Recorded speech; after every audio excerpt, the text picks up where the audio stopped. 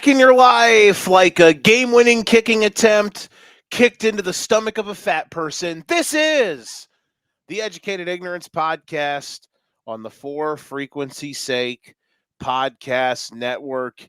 It was a day of kicks and some people being dicks. This is the Sunday Night Live show here on your airwaves. Welcome in, everybody. My name is Joe Winkle, joined as always by our good friend and Ames, Iowa compatriot, Mr. Nick Brinks. How are you, my friend? I'm doing well. I'm old. I had my 15-year high school reunion this weekend, Wow. and we're good. It's good. We're doing well. I didn't go to my 10-year a couple years ago. I don't know what that says about me as a person or not, but I just wanted you to know Our that 10 year was COVID year, so we didn't have one, and then we had like an impromptu 11-year at a bar that I technically was at. So I guess you could say I was at my 10. So were you at the bar and they just happened to show up there?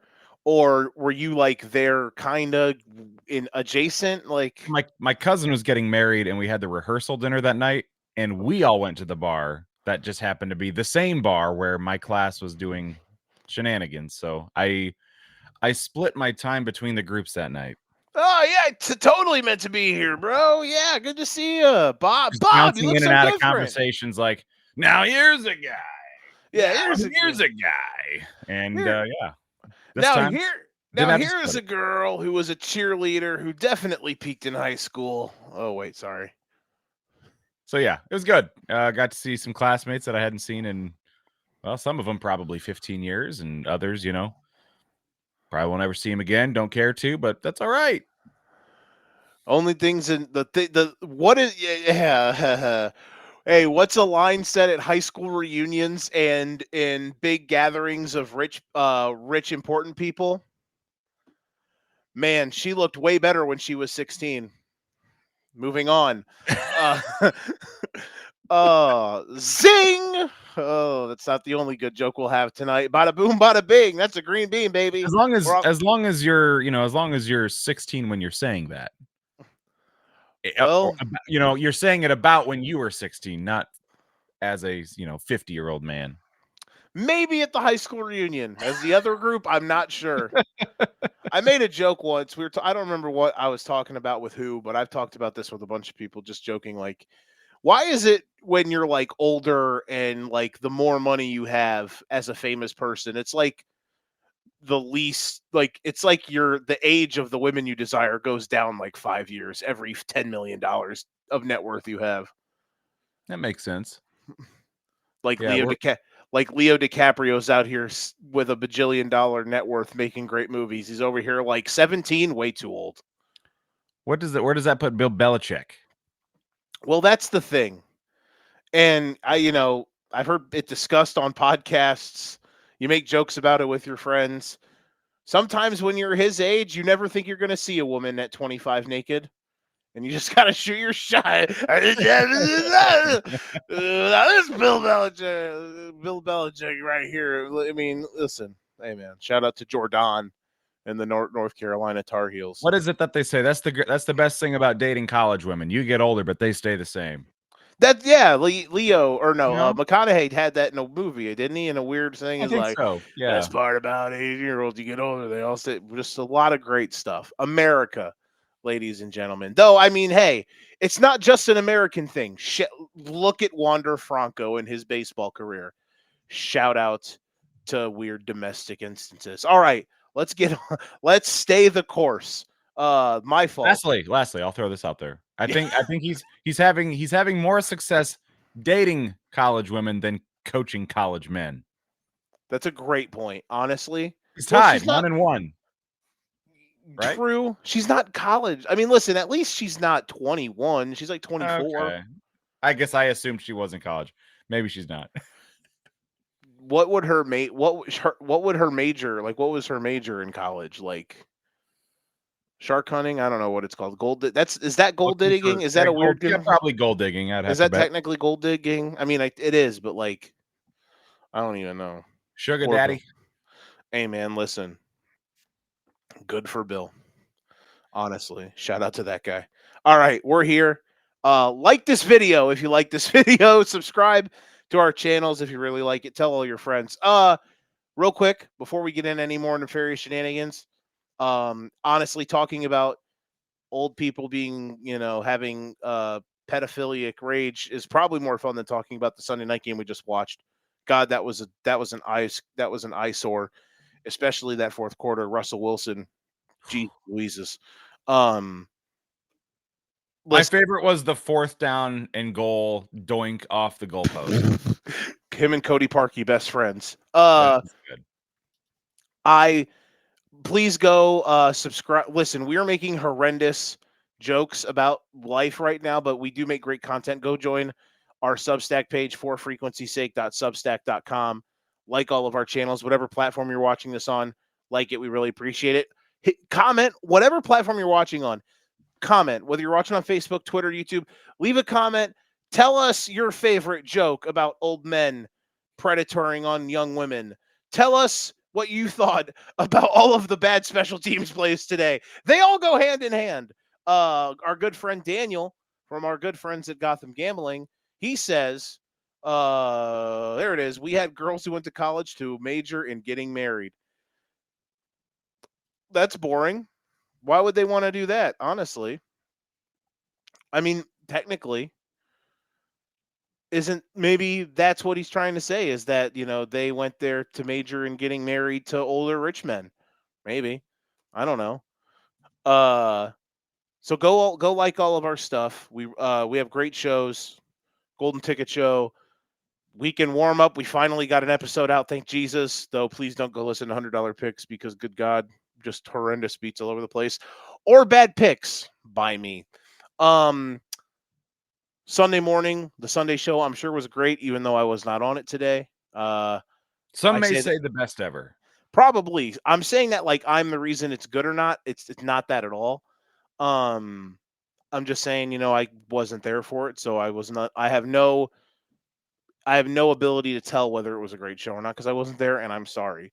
But shout out to Don, Danny, and Doug for holding it down for me this morning as I was a bit under the weather after a late evening yesterday. And then, of course, tomorrow the football lounge will be up. Card subject to change. They got great stuff going on. So shout out. Well, like we got a bunch of great content. Please go and check it out. Danny chiming in. They'd go and date the dudes going to med school, law school. That's fair. Okay, we get it. That I get it now. I understand where he is coming from. So with all that said, let's have some fun. Today on our show, we're going to talk a little bit about the Sunday night game. I'm sure we're going to make jokes about Russell Wilson. Are the Chiefs back? Question mark. Should that game even count as a win? I'm only half kidding. And lastly, we are going to he said Steve was on the show this morning. I'm glad he was. Steve replaced me. Shout out to you, Steve. Thank you for coming in off the top rope for me today. I really appreciate it. I lost my train of thought. Oh, we're gonna do playoff cross-offs. It's week 3, and we're already crossing teams off. I mean, have you seen some of the teams in the NFL? Like, did you watch the Saints today? Good God. We're going to cross some teams off. We are also going to we're going to tell you what we believe in through 3 weeks in the NFL. If you're watching, comment down below. Be a part of the chat. Tell us what you believe in through 3 weeks in the NFL season. Other than that, Nick, are you ready to get after it, my friend? I'm ready. All right, let's start with tonight's game. Oddly enough, I thought this game was going to be way more interesting, and it was for a half, and then the Giants kind of died. Their offense sucked. Their DBs are terrible. Tyquan Thornton created a new incredible meme on that catch, and then all of a sudden, all you see is just him put his arm up. That was great. Great content, Tyquan Thornton. The Chiefs' offense looked good for a half, maybe their best half of football since the Bills game and the AFC title game. Danny made a joke in our comment section on Facebook. He said He said Nick's so old he remembers when Matt Moore was the best the Dolphins had. That is funny. That is a good one. Danny is a Jay good. Fiedler. I'm old enough to remember when Jay Fiedler was the guy. Hey man, that 1 in 15 season hit like a brick. Shout out Jason Campbell. What were your thoughts on tonight's Sunday night game? Aren't we glad we're not Giants? Like we might have it bad, but we're not Giants fans. We don't have to cheer for Russell Wilson. It was kind of funny because they kind of would pretty much boo every time it was either incomplete or Jackson Dart came out of the game. I thought that was fun how they kind of threw him in occasionally, as they have been doing, and then the fans would just, voice their displeasure. A week after Russell Wilson looked like Russell Wilson of old, but after watching the Bears today, I think that's more to do with the Cowboys defense than anything. How dare you? I think my fantasy strategy going forward in DFS is start the quarterback playing Dallas as a side note for the future. But yeah, they looked punchy for a little while. Scattaboo, or as Adam Sandler might say, scattaboo. Terrible Adam Sandler impression. He was the only Giant today that had fun. He had a good day, and I don't know what the injury was to Tracy. I think an arm injury. But that may have just unlocked the potential of Scattaboo. Scattaboo. Is it Boo? Scattaboo. Came Scattaboo? It should be Bo because there's only one O. But okay, Scattaboo. Yeah, he was good for the Giants. He was doing his best to carry the team. And then Russ, when it's fourth down in the red zone, and yeah, I'm gonna just throw it away and doink it off the goalpost. That to me, that play was like the low point for the Giants tonight. With Russell Wilson, you know what you're gonna get at his age. He's not the Russell of old. Although last week it looked like it may be, it wasn't. That's got to be a tough one to swallow for the Giants because I felt like you said, that was a game in the first half. That was a winnable ball game. Chiefs, they tried to keep them in it at various times, but they just didn't have enough oomph. And putting up 6 points or whatever isn't going to get the job done. But yeah, ugly game. Dear God, that second half what was an a tough ugly game. watch. Like when it was, and this isn't even me doing the Chiefs winning is boring commentary, but Jesus Louises, when that game got brutal in the second half. Like that was a tough watch. Yeah. So good on the Chiefs, though. I mean, there were a couple throws. The first one that was almost a touchdown, and then they showed that it was incomplete, and then they went back and it was almost the exact same thing, but instead it was to the 1 yard line to Thornton. Like that's the Chiefs team that I like. They just chuck it deep and they make plays. And they haven't had that for a while, it feels like. So I thought Mahomes was really good today. So yeah, Chiefs are happy to get in the win column. I was hoping the Bears could stay ahead of them in the standings just for a week at least. Wasn't meant to be. But yeah, good on the Bears and the Chiefs for getting out of our 0-2 tie with our Dolphins for our DJ fun. It was fun while it lasted. Yeah, we were all in it together for about 5 minutes. I might say, look what Dak did today, and look what he did against this Giants defense, and the Chiefs didn't do that. So that could go both ways too. As regards to who? The Cowboys and Giants last week. Oh, okay. Wait, both defenses are Swiss cheese, moldy Swiss cheese. It could be. And then as bad as the Cowboys played today. I think the Giants defense isn't that bad. The Cowboys offense is pretty good. The Bears finding ways to stop them the way they did today was, I don't know if impressive is the right word, but hey, we'll talk about that game. And it was a good mental health day. for your boy, because my football team on a Sunday looked the part, and we were doing cartwheels.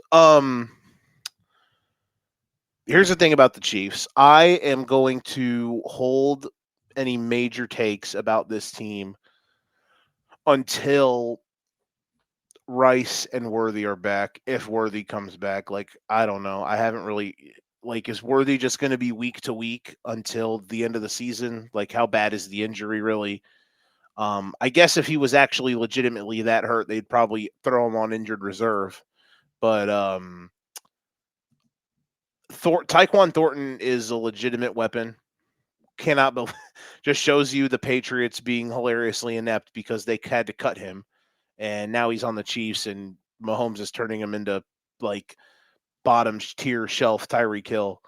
Uh, they were able to navigate some stuff. The only thing that really worries me is that Travis Kelsey in the first half looked incredibly disengaged. And I was just like, oh, that's not good. Like there was a stretch in that first half where I was like, okay, maybe they are broken. But then there was some good stuff they did in the second half that I was like, all right, this team's not completely dead yet.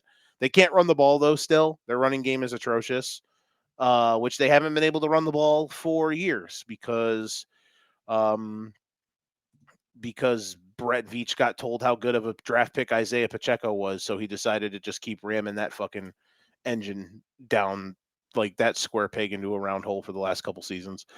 Uh, I swear, sometimes these general managers they get they draft a guy like in the mid to late round, and even though they're a totally replaceable player, but they're like good enough to not get completely benched. So the GM's not going to replace them because every chance he gets when they do good, it's going to be like Brett Veach look at this fine. He got Isaiah Pacheco in the 7th round while Isaiah Pacheco runs like a 5-year-old trying to run away from getting caught, like breaking a glass in the kitchen, like stomping, like Pacheco's such a bad player.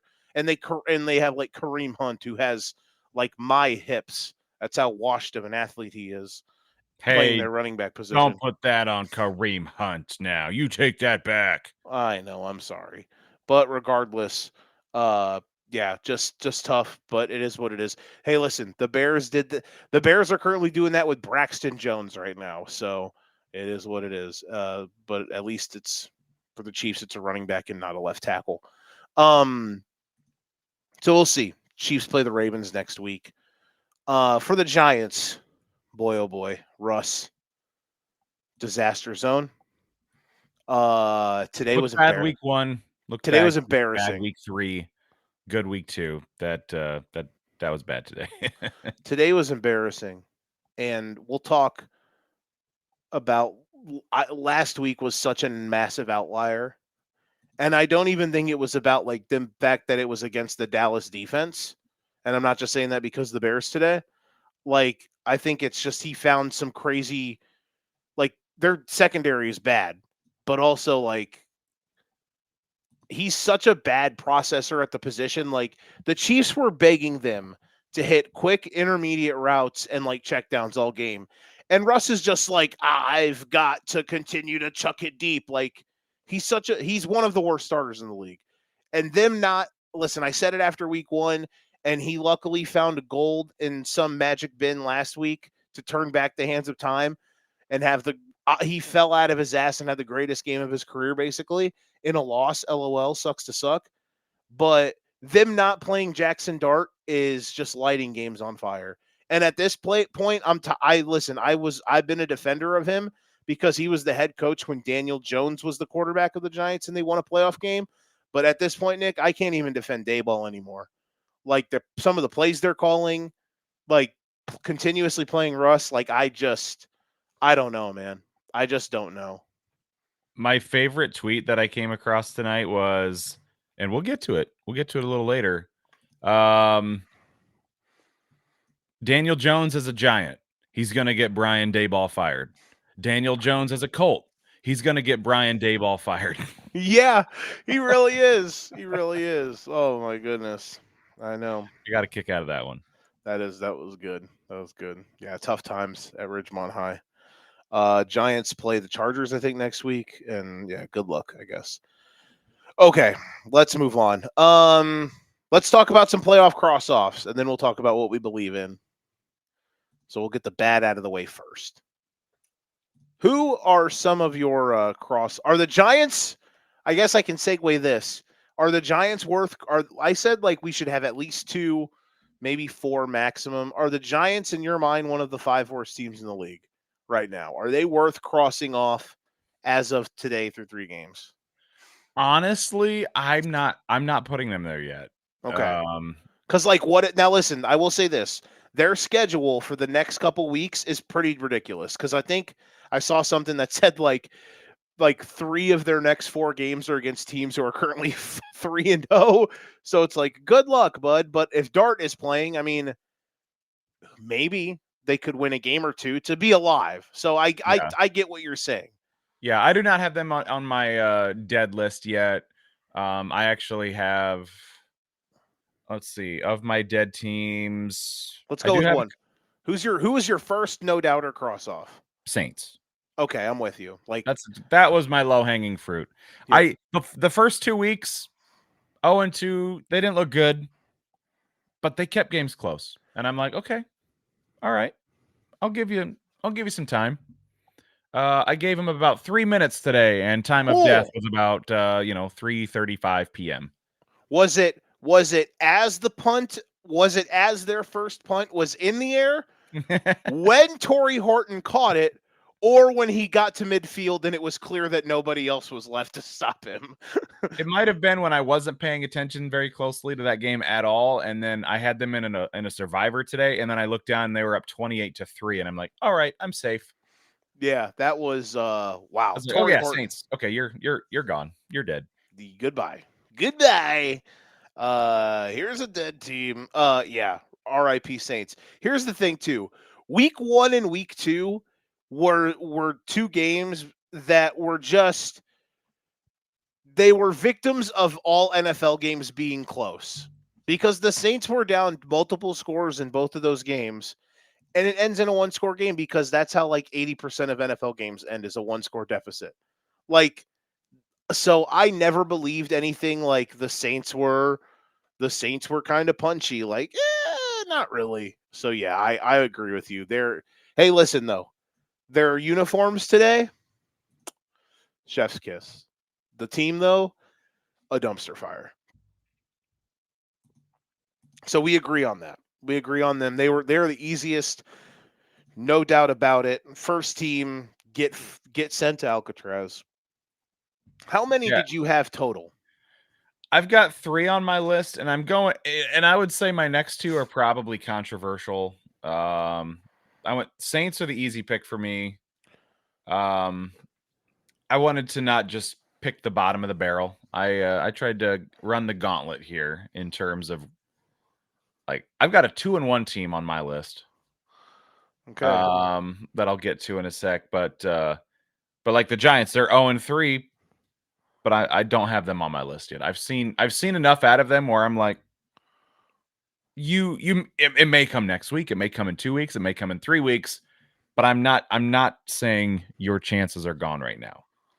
Yeah, do you want to add we can do this where do we want to check in on this every couple weeks? Do we want to add a team each week to the cross-off list? We'll that'll be something that we have. That'll be like production meeting type stuff. That'll be the we'll put it on a list. We'll put it on a list, and then we'll cross off which one's left. Exactly. Yeah. We're gonna make a list about being about the list. Yes. Exactly. That's our our little production meeting every day is like it's either the second half of the noon slate or the beginning of the second slate. And it's always great. We always have fun, and that'll be where we decide if we add anyone to the cross-off list. Okay. Since you're going to go a little rogue, if I may, let me put the second team that I have on here, and it's it's a no doubter for me. It's the Tennessee Titans. I think the Titans are the worst coach team in the NFL right now. Brian Callahan is a nightmare. They've covered this. They're like 3 and. Is he related to Bill? He's his son. Oh boy. Bill's on his staff too, by the way. Nepo hire. Nepo baby. They're 3-17 under him. I think more shocking. I think they're either 3-17 or 2-18 against the spread since he's been their head coach. And it's just constant, like weekly him making bad decisions, just abhorrent, abhorrent, whatever, just terrible stuff. The team is bad. Cam Ward is out here. Everyone last week was all going over his touchdown pass. That was objectively stupid. And then today, on the third play from scrimmage, he no-look YOLO balls a check down, 30 yards, a check down, 30 yards across the field that he hangs in the air forever, and he gets pick six. Can't listen. Cam Ward, I understand he's fun. Last year at Miami was great to watch, but the dude can't aura farm his way to third down conversions, folks. He's just not that good of a quarterback, but everyone's out here trying to find their way to be like, you know what? Cam Ward's got the juice and he's good and he's fun. Yet I have to hear people bitch about my quarterback when, he does all those things or does half of that, but it's whatever. I'm not just petty about it. Regardless, the Titans are a bad team and Callahan's a bad coach, and they are annexed and they are crossed off with big Sharpie. I dig it. Not on my list, but more because I wanted to include some hot takes. I have a feeling I know where you're going with one of them, but we'll save it for last because I know I think you're proud of it. Yeah. All and right, we can revisit it when they make the playoffs somehow, and laugh at me, but that's okay. It's okay. Who's your next team? It's an 0-3 team that realistically has had a chance. If I double check quick, let me see that. I don't remember how their week one went. Let me see here, just to make sure. It's probably harsh for me to include them here. I think I know who you're going to say. Oh, this is great. I don't think I should, but I'm going to. They have yet to top 19 points on offense. Their defense is actually playing really well, and they've gotten, they've lost late in maybe all of them. The anti-Baker Mayfield and the Bucks, perhaps. As in, we just saw that happen on Monday night against Baker and the Bucks. I'm putting the Texans in my list. Unbelievable. This might be a hotter take than the one you're about to have or after this. Because at least that one you have an excuse, but go ahead. 2 years ago, Texans are up here. Last year, they regressed, but still somehow made the playoffs and won a playoff game. But I didn't think they were as good of a football team as they were, but they managed. I feel like they've regressed big time this year, and I don't know what has caused it. Defense has only given up 14, 20, and 17. That offense should be able to win 3 games. The defense they should nasty. be able. The fact that they are not 1-2 or 2-1 at least is not good. I don't have faith in that offense right now, and I don't know exactly if it's because Stroud has just not gotten better and he's regressed, or perhaps they have no run game, or it's they have one receiver in Nico and everybody else they can focus on him. They don't have anyone else with Tank Dell, because I think he's injured and out because of last year's injury, right? Yeah, he's going to be out for the year. But they've got some okay. Like they drafted both of the dudes from Iowa State last year. So maybe if those guys can take some of the load off Nico. I just feel like I haven't watched their games closely outside of Monday night, so I don't know if if it's wide receiver 1 syndrome where they just focus on him and he'll get his targets and stuff, because I looked at his stat line and he's getting okay numbers, but I don't know if the other guys aren't able to match it or what. But yeah, at 0-3, and in other years, I would say in that division, there's still a path, but one of my Cinderellas this year happens to be in that division, and I don't think it's going to be coming. They might have to rely on the wild card, and I don't trust it right now. Dude, it's bad. Like Now, do I they feel confident that they will miss the playoffs? No, but I'm putting them on my list, and they are a team that could definitely prove me wrong. Unlike the Giants, I don't feel, or unlike the Saints, I don't feel like they're going to prove me wrong. Texans could, but I've got them on my list. the Rams game I understood in a sense. Rams defense is legit. And first game with a new system, all that stuff. Week 2 was a bit more weird. They still couldn't get any explosive passes. CJ Stroud threw a lot of passes that were like, buddy, what are you doing? And why are you doing it? Why is this your decision? And in today, listen, that game was hilarious, like objectively hilarious to watch. It was the Jags and the Texans playing a game that you would expect the Jags and the Texans to play, a game nobody wanted to win. Houston's offense, man, they can't block. CJ has regressed so much, and I know Bobby Slowick was bad last year as a play caller because his way of designing, not designing plays, but his like play structure, I guess. What's like his play calling, I guess I would say. Like, I didn't like how his games were structured. I didn't like his decisions on when we're going to run, how much we're going to run, how we're going to balance things out.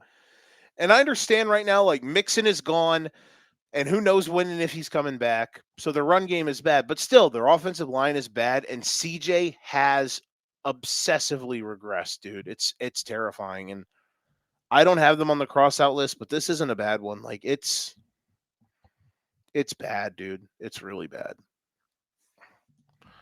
So I don't hate it. Like, could they play Tennessee next week? You would hope they win. Joe will have them on the list if Tennessee wins. Yeah, they will. You just made the list. But then they play Baltimore. But here after that, they got to go to Baltimore, which granted, I don't think their defense is that good. But then after that, they go to Seattle, and I know their defense is good. And then they play the Niners, who their defense has been pretty good so far. Robert Saleh out here. Then they play the Broncos, and that's their next 4 games. Like, could they be 1-6, 2-5? I don't know, man. Just not good. Not good. Never saw this coming, that it would be this bad. I thought it would get better, and it's only gotten worse. My only other one, really, if I had to have 3, I'm not going to cross the Giants off. I love the Houston take by you. I'm not going to cross them off.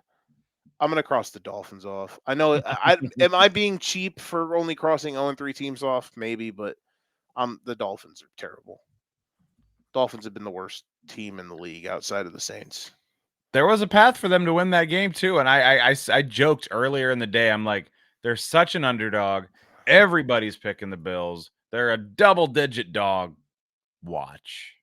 Just watch. They're going to fuck around, and they're going to find a way to win this game. And for a brief moment in that fourth quarter, they had a chance. And then Tua remembered that I'm supposed to throw it to the other team. He remembered who the fuck he was, Nick Brinks. He did. He remembered. So they were about to they were going to get the ball back in the tie game in the fourth quarter, and they roughed the punter. And then from there, it all died.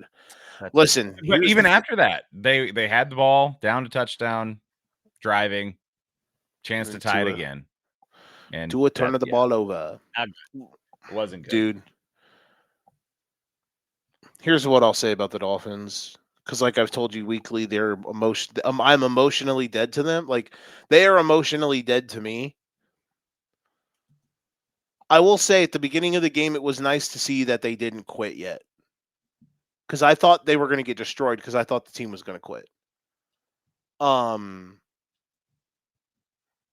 But they just keep finding ways to lose these games, and I don't know, man. Like yeah,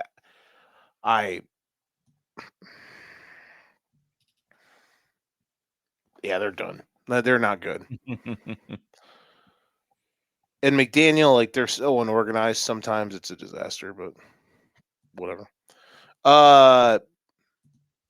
Who's all right? I know your next one here. I've only got 3, so do you only have 3 too? Yeah. Okay. Go ahead, because you have a glorious, glorious take.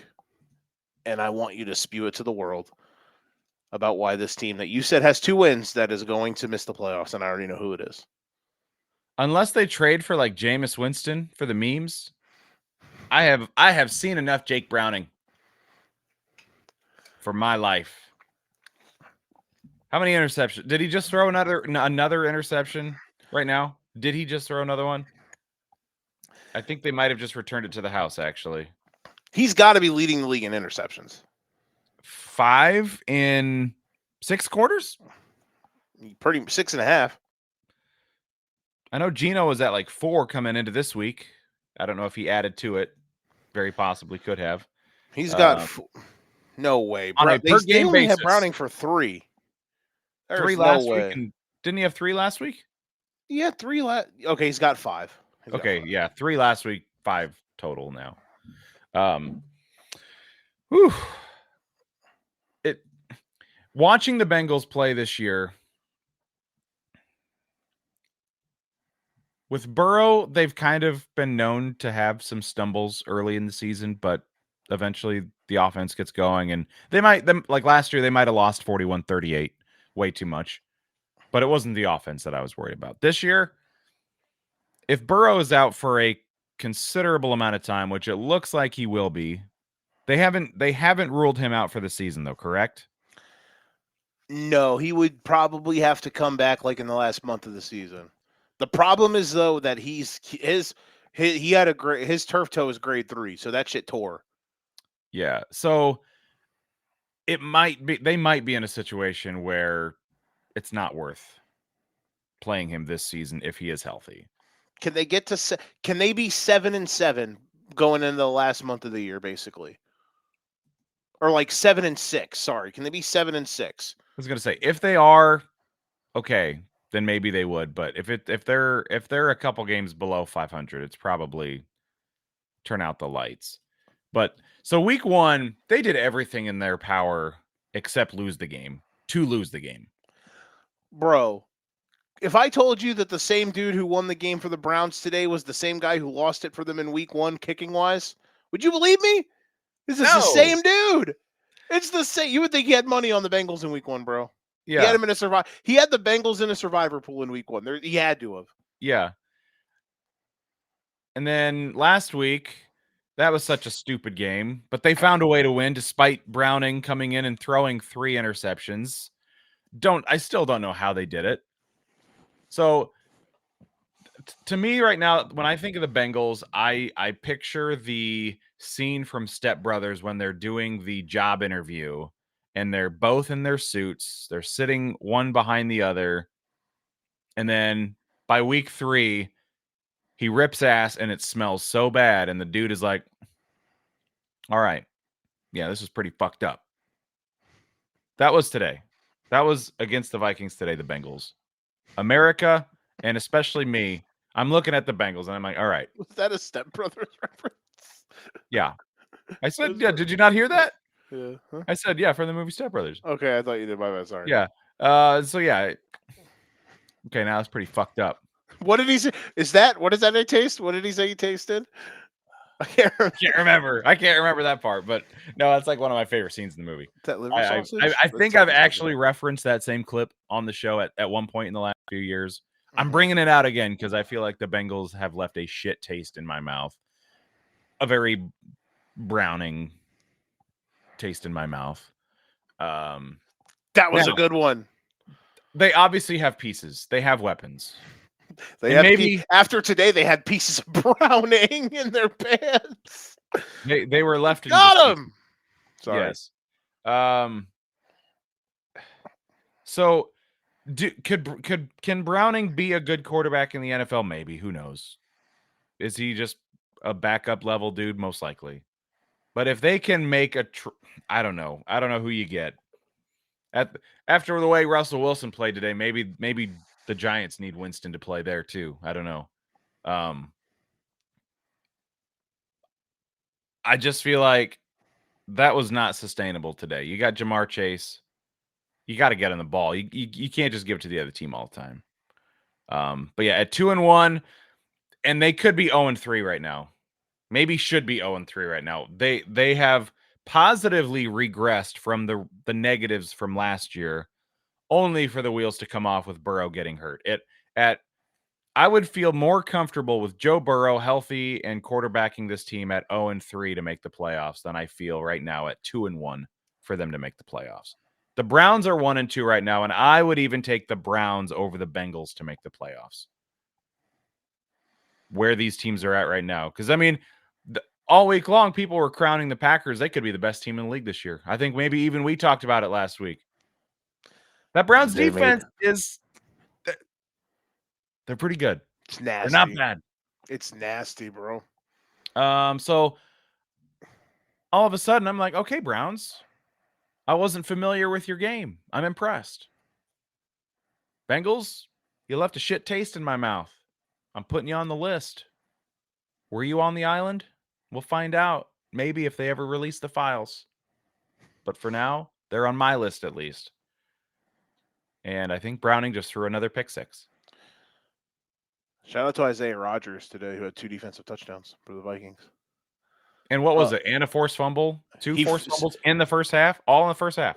So he had the pick six. He forced the fumble that he then scooped and scored. That's impressive. Yeah. Baller status. Do it all yourself, kid. I love it. You just need to start quoting Step Brothers every week. Different scenes. That's your new gimmick. I'll have to come up with a different scene every week. Exactly. That's next week when Jameis Winston gets traded to the Bengals. Can we have bunk beds? Did we just become best friends? Are we going to have room for activities? You're uncrossing off the Bengals. If they, you can't tell me a Bengals fan wouldn't love, or maybe not a Bengals fan. They would rather have Burrow, but an NFL fan. I want to see Jameis Winston starting and having Jamar Chase to throw to. Fuck it, somewhere down there. Absolutely. I want to see it. Come on, man. I think one of my favorite tweets I've seen in the last week. Jameis Winston should just be all-time emergency quarterback for everybody. Absolutely. Just keep him on standby. All time. Just all time. Come on, man. Like, we're going to stop the game for 3 hours so his plane can get here. Bro, he single-handedly made in late October last year, I think it was. Or no, it might have been December. He made in early December a Browns-Broncos Monday night game incredibly watchable because he's just out there slinging that shit. Bro, yeah. If Jameis was on the Bengals, bro, perfect harmony. Okay. Fun. Let's talk about certain things that we believe in. I'm going to go first, if that's okay. Mm-hmm. I believe in Justin Herbert, most valuable player. My son. Why hath he not forsaken me? Buddy, it only took, I don't know how long his career has been. I think this is year 5. It only took 5 years, but Justin Herbert, Nick, is finally coached by somebody who understands that he's fucking Justin Herbert, baby. Oh my God. My heart. Be still. My beating heart. Now listen, they got up 10 points, and then the game got a little dicey for a minute. However, they just wanted, it was science. Science. Can we come back? What would a Chargers game be if it wasn't up in the balance in the final 5 minutes? Right? I texted that to DJ today. He was like, another game that's going to be a 1-score game. in the final minutes. I don't know what to do. I was like, y'all are just the new Chargers, bro, except y'all win these now way more than the Chargers ever did. But in all seriousness, did you see the touchdown he had that tied the game to Keenan Allen, bro? I think I did. Yeah. Oh my God. So I still had that game on the small TV because I was, pleasuring myself watching the Cowboys get ground into dust today by my favorite football team, my favorite professional football team. And when Herbert did that, I like legitimately stood off the couch. I was like, "Oh my!" Hey, like I don't know if you know how like Collinsworth sometimes, or like Tom Brady today when the Bears hit that flea flicker, like they're moaning in the broadcast booth up there, like whoa. When he did that, I was like, yeah. Also, Keenan Allen, hey man, I wish you were still on the Bears, kinda, even because like they got better weapons now without you. Like they replaced you with two other guys who are actually kind of fun and good. Especially the dude they drafted. Shout out to the Bears having a guy that played today that was drafted that was good on this last draft class. Anywho, Keenan, I wish you would have worked with the Bears because you're an awesome player. Welcome back to the island of relevancy. Back with the Chargers. He is balling. He looks like young again. My man's moving different out there. But hey, yeah, and they get the stop. They go down. They get the field goal. He's balling, bro. Herbert is playing at such a ridiculous level right now, and the Chargers are nasty. Their defense is sick, and what a win today! Just an incredible win. A game maybe that they shouldn't have won, but they controlled it early. The middle of the game was a bit weird, and then they found a way to stay with it. And if it wasn't for a couple deep shots that the Broncos hit, maybe this game was a little different. But regardless, they were able to find a way to win. And Herbert is awesome. For the last 5 years as Dolphins fans, I think there's always been that question, would we have rather had Justin Herbert drafted instead of Tua? And the answer is usually yes, I feel like. But there's been question marks. Maybe not. This year, sign me up. 100% yes. And for most of the last 5 years, the answer should have been yes. Yeah, I like that one. I didn't have him on my list. I think I overlooked him because they should be. They should be on my list. That's fine. We can. It's Yeah, if we both had the same list, the show would be boring. Yeah. That's fine. Go ahead. What do you got? What's your first? Now, it may have taken game-winning drives by the Baker, three straight games. So there may be some negative regression due for the Tampa Bay Buccaneers. But I've got them on my list because I think, like, at least in the Texans game, they controlled that game. Texans were relevant at the end, basically. They just had to come back from a comeback. They were the better team that day, all day, I thought. Today, I appreciate the nostalgia, but those jerseys are hideous, and there's a reason they got rid of them at some point. How dare you? Yes. Those are so dirty.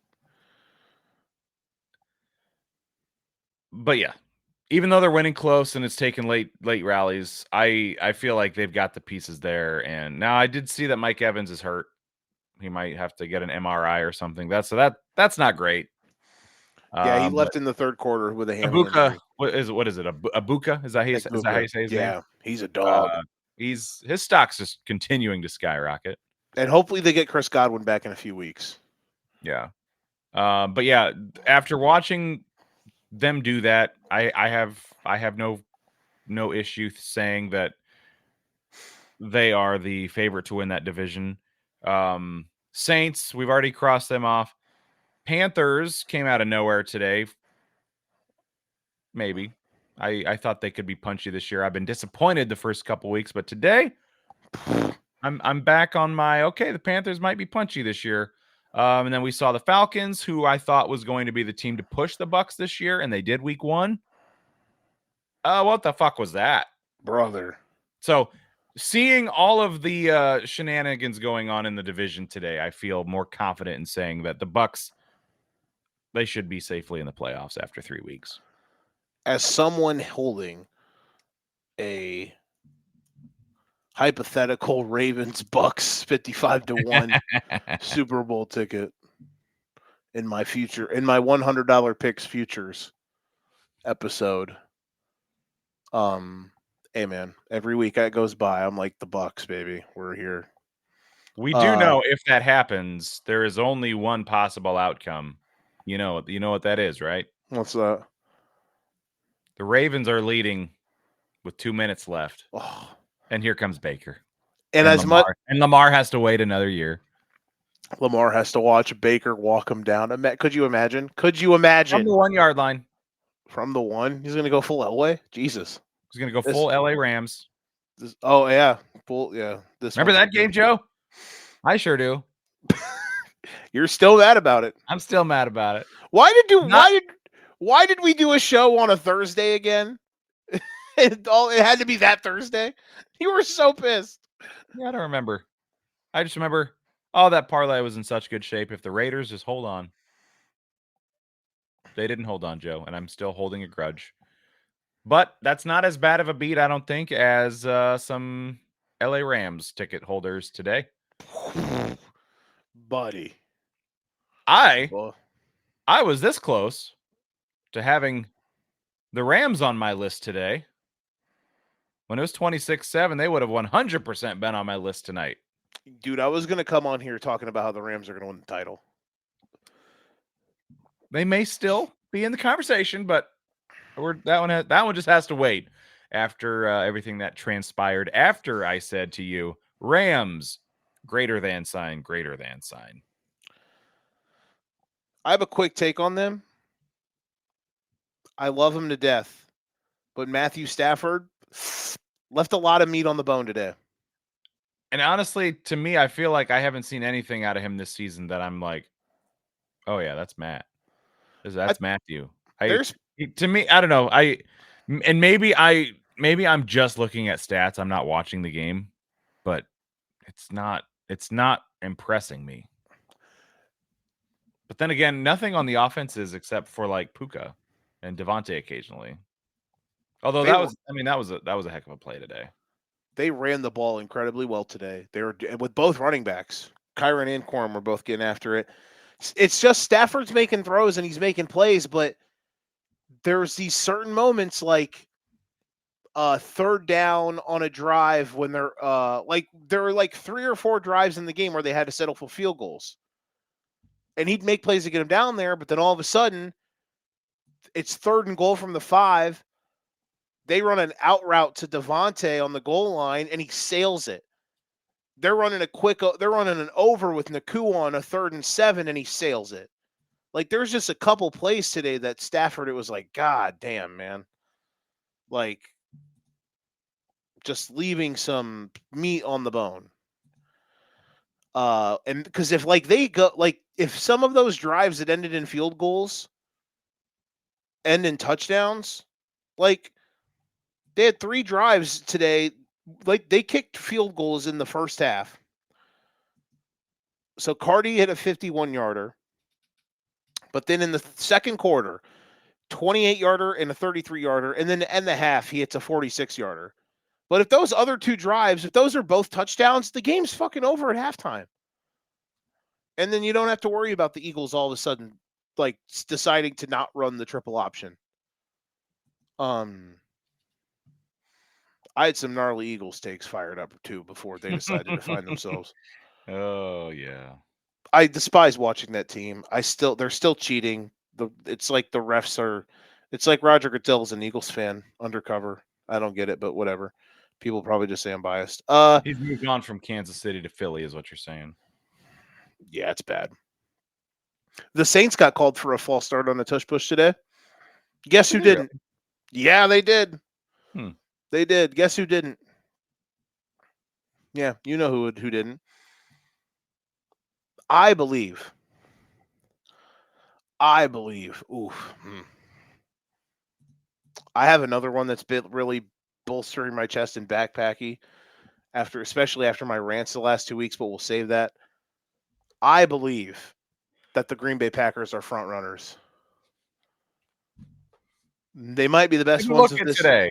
Certainly didn't look at today, but everybody can lose to the worst team in the league at some point in their tenure.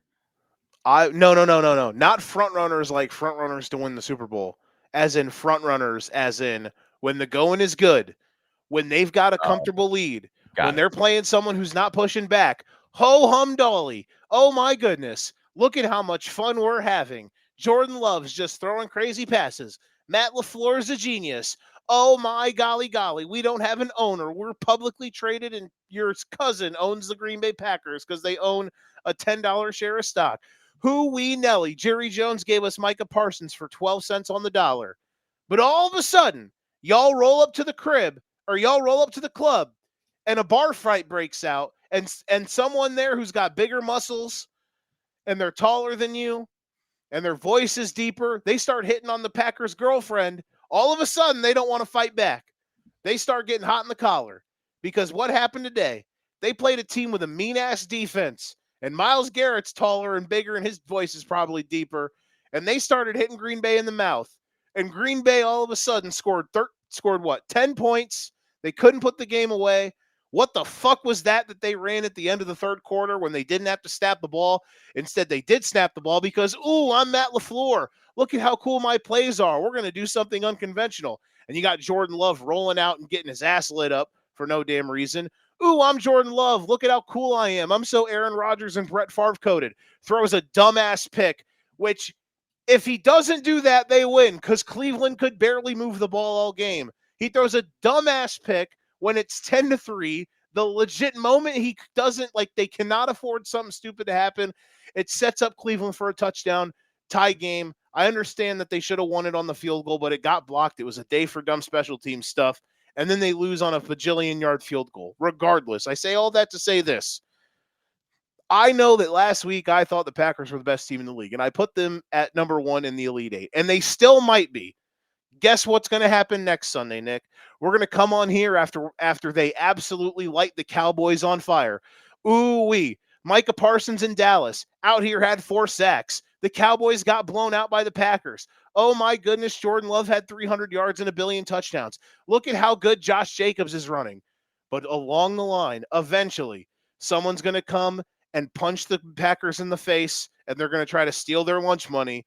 And just like the Packers do, they're probably going to cave because their quarterback's a front runner, their organization's a front runner, their coach is a front runner, and they always have been under LaFleur. I'm sorry, but those are just the facts. I rest my case. I love it. DJ, clip that shit. That was good. I felt good getting that off. It's always you with some kind of vendetta against somebody in the NFC North. Sometimes. Am I wrong, though? No. How many times have we talked about them losing these types of games? Like, man, they just weren't the tougher team today. Like, oh, I'm sorry. Not everything in the world went right for you. Oh, I'm sorry. You didn't jump out to a 17-0 lead in 2 minutes against the Lions. Oh, I'm sorry. You didn't play the Commanders who had, like, Jaden Daniels' worst game as a pro on a short week at home for your, like, if it's like, if everything doesn't go right for you, is that all of a sudden mean, like, you can't operate? You're on the road against a terrible team with a terrible offense. I understand the Browns' defense is awesome, but geez, man. Bring your lunch pail to work for a change, man. Have some pride. Because I've got now because I'm mad at myself because I got hoodwinked. Because last week I was like, shit, they might legit be awesome. And then today happens. Come on, man. Could be a blip. It could be a blip in the road, though. The best teams can have a shitty ass day.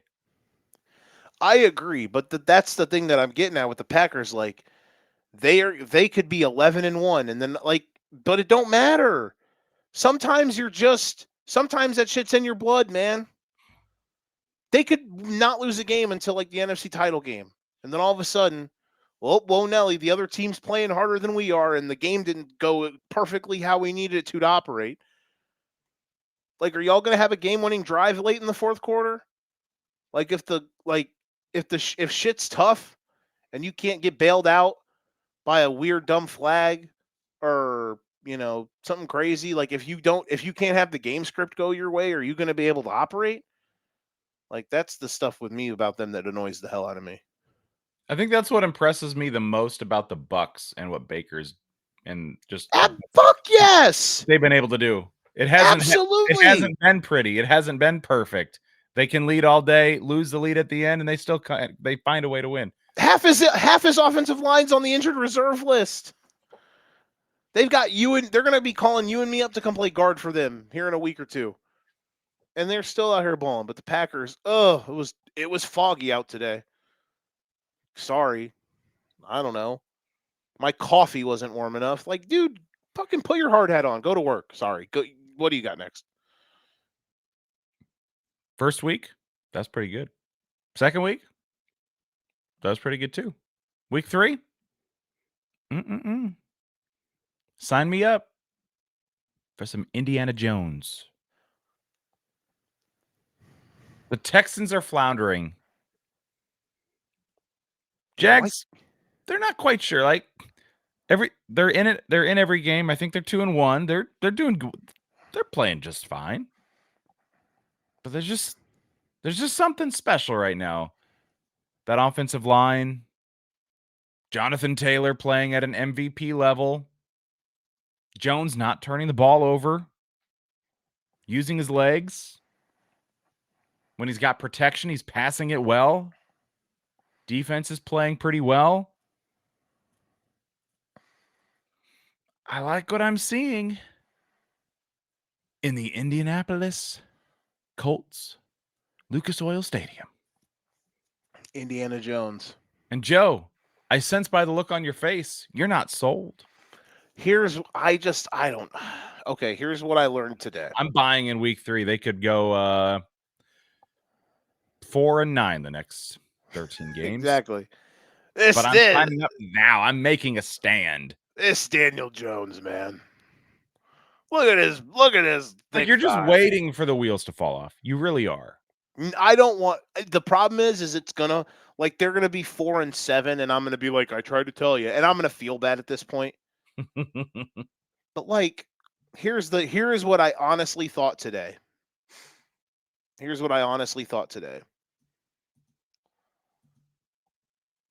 God damn. When they actually have something of a livable, breathable, working human at quarterback, that offense is nice. Shane Steichen, I'm not trying to sit here and poo-poo the Daniel Jones thing. What I am trying, listen, we're going to turn him. He's happy. Okay. He's happy. It's not a frowny face. Okay. I'm just saying, what this has done so far, it's it's given affirmation about all of my Shane Steichen priors. I thought the initial stuff that he did with Anthony Richardson was awesome and dynamic. And then Richardson got hurt, and Gardner Minshew and the Colts were a dropped pass away from possibly winning the AFC South 2 years ago. Last year, they went 8-9, and Joe Flacco started 3/4 of their games, or half their games. They bench Richardson, and I thought, Steichen, you're crazy. Y'all's jobs are on the line. Y'all need Richardson to work. But I honestly should just have believed in the fact that I should have just believed in the fact that Steichen knew what he was doing. But I guess I was so out on Daniel Jones being an actual NFL quarterback anymore. And it's not like Jones is going crazy, but he's doing enough. And Jonathan Taylor is awesome, and their offensive line is awesome, and their defense does enough. Lou Anarumo is the guy who was at Cincinnati. He's now the DC in Indianapolis. He's got his mojo back. It's a good coaching staff. They're pulling all the right strings. That's what this 3 weeks has confirmed to me. And honestly, in that division, Houston's 0-3, and the Titans suck, and the Jags are just an enigma that of like it's every game's jag like every Jags game. They're the acid Jags, bro, as we've always said. Every Jags game is an LSD trip. Maybe the Colts are going to win this division. I don't know, but so far so good. I do not hate you having them on the list of beliefs. It's the AFC South, though. Shit can get weird real fast. Hella weird, hella fast. Um Okay. And that's what I had. Those are the teams I have on my lists. Okay. A couple quick shout outs for the belief scale. I do believe the other side of that Packers game, I do believe in the Browns defense. Like it's dirty. That defense playing the way it does, man, it's like confirmation on why the decision makers in that room should not get fired. Because and Stefanski's an awesome coach. He always finds ways to keep them in it. Like they don't know how to draft a goddamn quarterback, but Jesus Louises, they know how to evaluate talent on the defensive side of the ball because it's dirty. I don't know how long they're going to keep up being competitive, but because even that Ravens game last week was competitive until like shit got weird late. Yeah. So I don't know, man, but they're certainly not the worst team in the league like I thought they were going to be. They might end up being 4-13 at the end of the year. Who knows? But I definitely don't think they're. I don't think they're going to all of a sudden win 8 games, but they are. They're not. They're not terrible. Oh, I believe in the NFC West just being a bloodbath. Shout out to Mac Jones and the San Francisco 49ers snatching victory from the jaws of defeat today. Did you see how that game ended? Yeah. It was 13-13. Mm-hmm. Um, Holding in the end zone for a safety. the Niners got pinned, and they got a hold in the end zone to give Arizona the lead. Arizona just needs 2 first downs to end the game. They can't get them, and then Mac Jones goes down the field, leads a game-winning field goal drive, and the Niners win. The Niners are 3-0. Everyone in that division is 2-1 or better. And my Seattle Seahawks, holy shit, they were the Polish hammer today. Imagine if Sam Darnold didn't get his own tackles ass rammed into him in week 1. Maybe they'd be 3-0. Regardless, like the Niners are 3-0, and like they're losing a player every 5 drives due to injury. Like it's insanity. So I just don't think that it's going to keep going the way it's gone so far for them.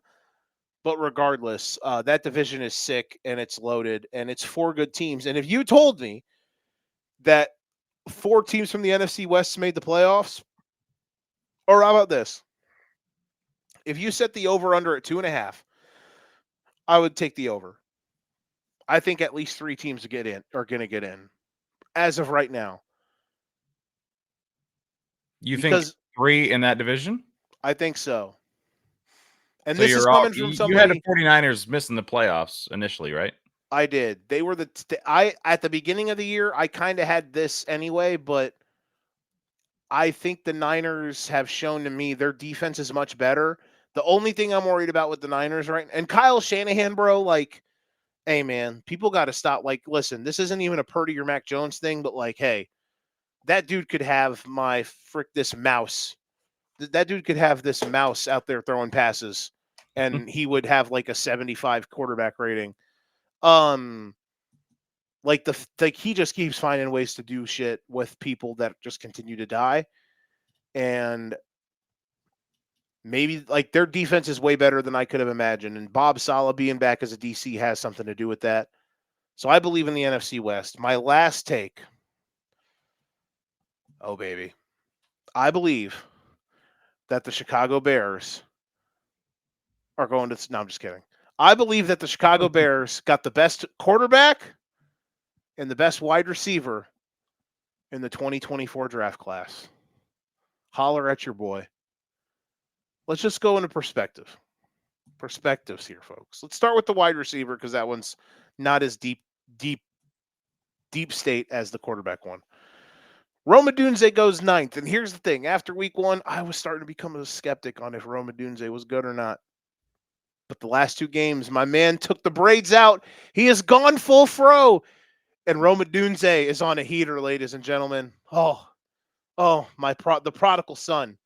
Because let's look at the receivers in that draft class. Marvin Harrison Jr. goes fourth. Woo! Boys and girls, Marvin Harrison Jr. is a bad football player. Sorry to break it to you. Malik Neighbors went sixth. Malik Neighbors out here has like one catch per 2,000 diamonds in his chain and his teeth tonight. Like, Jesus Louises.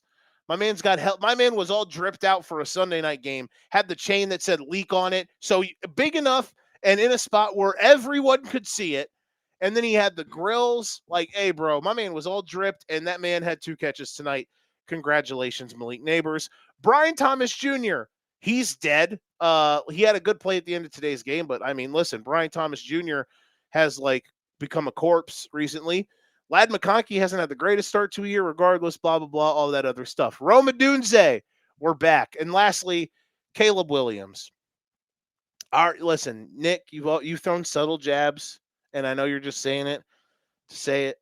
Everyone this week's going to say, it was the Cowboys. And the Cowboys suck. Ain't anybody would have done that. Listen, outside of the first drive against Minnesota, he was incredibly sporadic. But I swear, and this is not coping, I know they lost by 31 last week, but when you watch him down to down, Caleb was pretty good. And I say that as somebody who actually watched because I am a psychopath.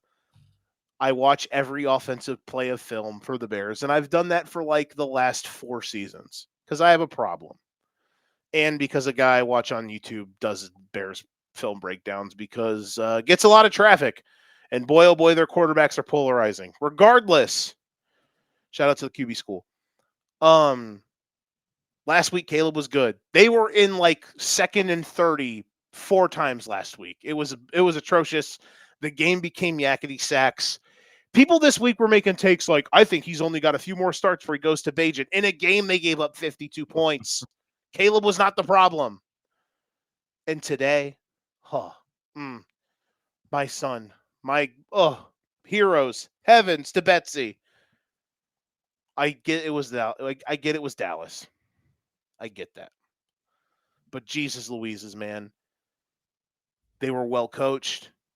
They were dialed in. Ben was in his bag, and Caleb Williams made throws today that reminded like this dude's such a freak, one-of-one level athlete.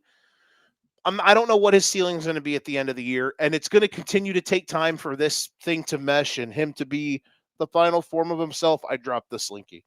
I dropped the take slinky. Not the slinky. The take slinky got dropped. That's how hot the stove is right now. But like he's making these throws. It's like people just forget that he's in year 2 with a new coach. That's a complicated system. But he makes these plays, man, and like you just watch the tape, and I get it. It was Dallas, whatever. But dude, he's it. He is everything that Bears fans have wanted ever. And today was awesome, and it was fun. And it just constantly annoys me the conversations people have about him because they hold him to this standard that's stupid and it's reprehensible. But I get it. They're the Bears, and he's polarizing, and the Bears are polarizing. But today was fun, and Caleb's is a demon. Here's the thing about the best quarterback in the draft class. I know everybody waxed poetic about Drake May, a guy who won 1 game in the National Football League before this season, and everyone was saying how the Patriots were going to win 11 games this year because Drake May is mini Josh Allen or whatever. Suck my ass. Drake May has never been better than Caleb Williams a day in his life of football. And I'm a Drake May guy. I like Drake May. But again, I get it was Dallas. But has Drake May had a game in the NFL as good as Caleb had today? Even against shitty teams? No, didn't think so. JJ McCarthy, he's like dead already. He's got an ankle injury. Congratulations. You had a fourth quarter comeback in week 1 against the Bears. If that fourth quarter didn't happen, people would think you were one of the 5 worst quarterbacks in the league. But hey, good on you. Who else was in that draft class? Bo Nix.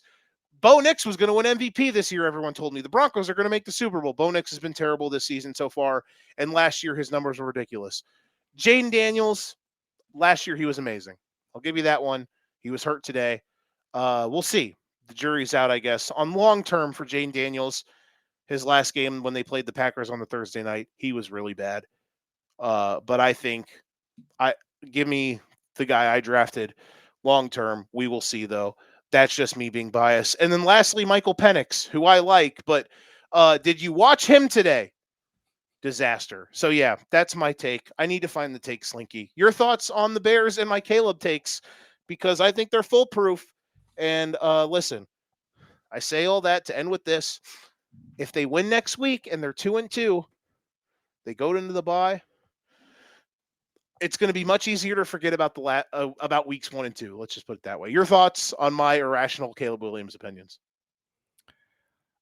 I was very happy that I started Caleb Williams in DFS today.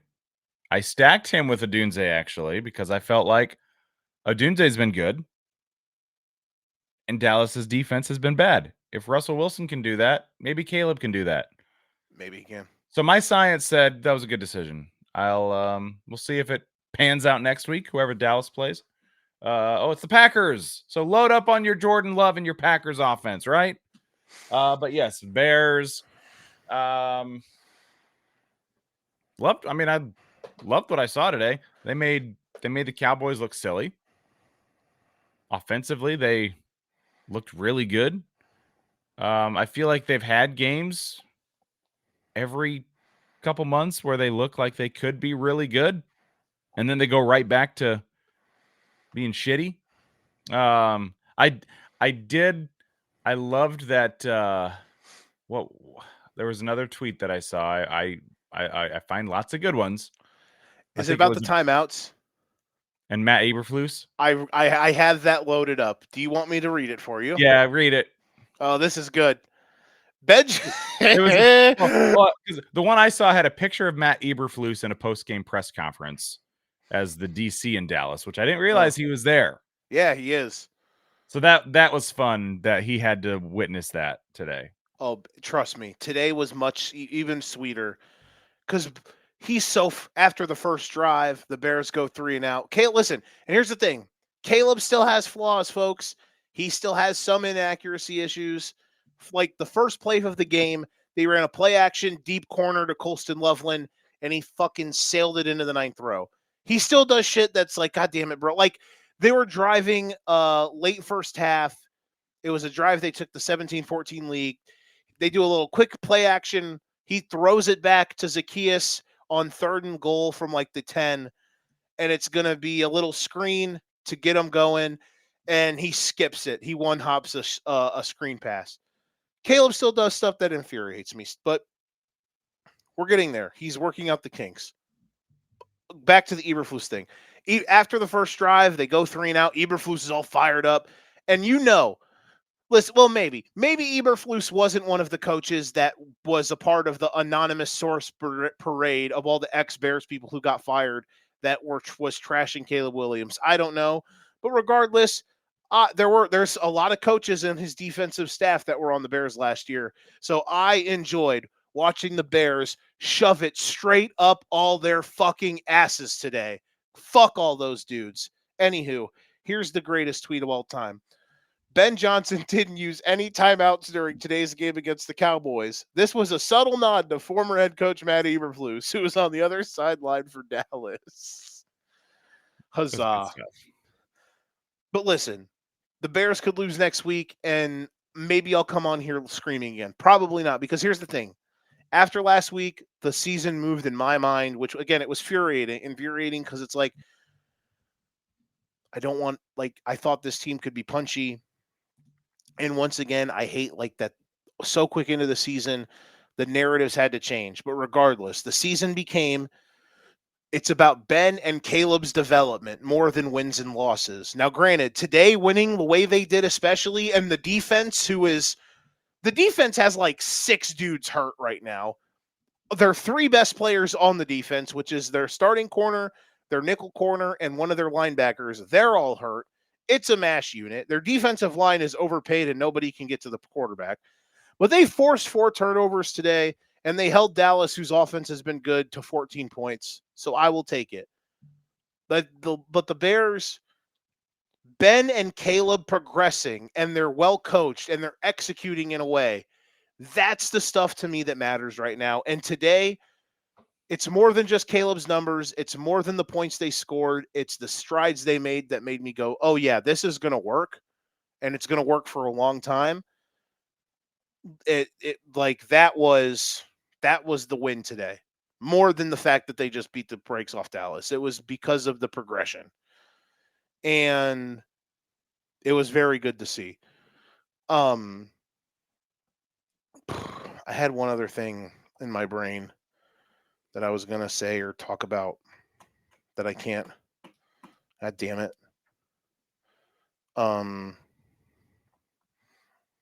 Oh, there was another thing real quick too. Like another reason why I'm sold on Ben Johnson. Like this week during the press conferences, Ben Johnson was talking about practice habits, and we don't practice like a championship team, and talking about guys' effort.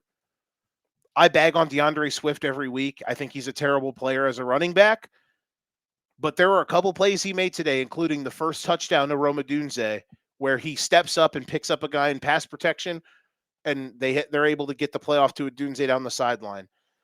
Tyreek Stevenson, remember him last year? He's their only starting corner that's healthy right now. And do you remember what he was famous for last year, Nick? He was famous for celebrating against Washington right before their season basically got lit on fire. You can say a lot of the type of stuff that Ben Johnson was saying during the week was about guys like Tyreek Stevenson. And Tyreek Stevenson absolutely fucking balled today. He was great as a rookie. Last year, before the season turned on its head, he was good. And then all of a sudden, once that play happened in Washington, it's like the season died and he became a terrible football player. Today was his best game in over a year. And like, I don't know if you saw this. It was the first drive for Dallas. Javonte Williams breaks a run down the sideline. Stevenson hawks him down and rips the ball out to force a fumble while falling out of bounds. And he was just making plays all day. So, like, that type of stuff, it's why I'm sold on what Ben Johnson does. I'm sold on Caleb, is because it's a multitude of those things. It's not just the stats. It's not just the points they score. It's the little things. Like, last year's coaching staff did not hold players accountable. Ben Johnson's been preaching stuff like that all week, and guess what? DeAndre Swift comes out with good effort, and Tyreek Stevenson has one of his best games in a long time. That is Bears Corner with Joe Winkle on the Educated Ignorance podcast. All right, you ready to guess some lines? Let's do it. Don't you just hate when I wax poetic about the Bears every week? Do you like it? Do you like it when they're more irrelevant or when they're entertaining so you get content from me? What do you like more? Content's good, man. Content is king. It's good. A part of me wishes that you were more boisterous so you could come on here and spew like insidious Dolphins takes. But the Dolphins, right? But the thing is, the Dolphins aren't polarizing. I've never been a hot take guy. I don't have it in me. I can't organize my thoughts well enough to package something together like you do. I don't have that gift. Sometimes it's just the things I think about in my head. But the Dolphins also aren't polarizing. So I'm fired up because I got to hear this shit. Like I have to hear these toxic takes about the team I care about every week, all week. No one's talking about the fucking Dolphins right now. They did a few years ago, and I think you and I both got our game off when they got embarrassed in the playoffs. So that's fair. Okay, guess the lines. Did you win again last week? I think I did. I think I did really well. I did not keep score. Whoops. I won week 2. You didn't keep score last week? I kept score, but I didn't write it because I'm a dick. NJD 1, 2, 3, I feel like I beat you by 2 or 3. 4. 4 draws. Joe had 1, 2, 3, 4. Oh yeah, you beat the brakes off me last week. 1, 2, 3, 4, 5, 6, 7, 8. 8 to 4 last week. Which brings the total on the season. You're up 2 to, or no, it is now 1 to 1 because we tied week 1. So we're tied on the board again. And you won 8, so you have 19 to 17 to 12. I have the lead overall. 19, 17 to 12, yes. Okay. 1-1-1 series. No, not Siri. Okay. So, week number 4. Guess the lines. An interesting week. Now listen, last week we looked at this and said low-key some bangers, and guess, even though it turned out to be some backup palooza today, honestly, Nick, was the most fun noon slate. Like the witching hour today, I literally thought both of my TVs were going to catch fire. Another tweet I saw in the first half of the noon window was like, "This is the worst. This is the worst noon slate ever."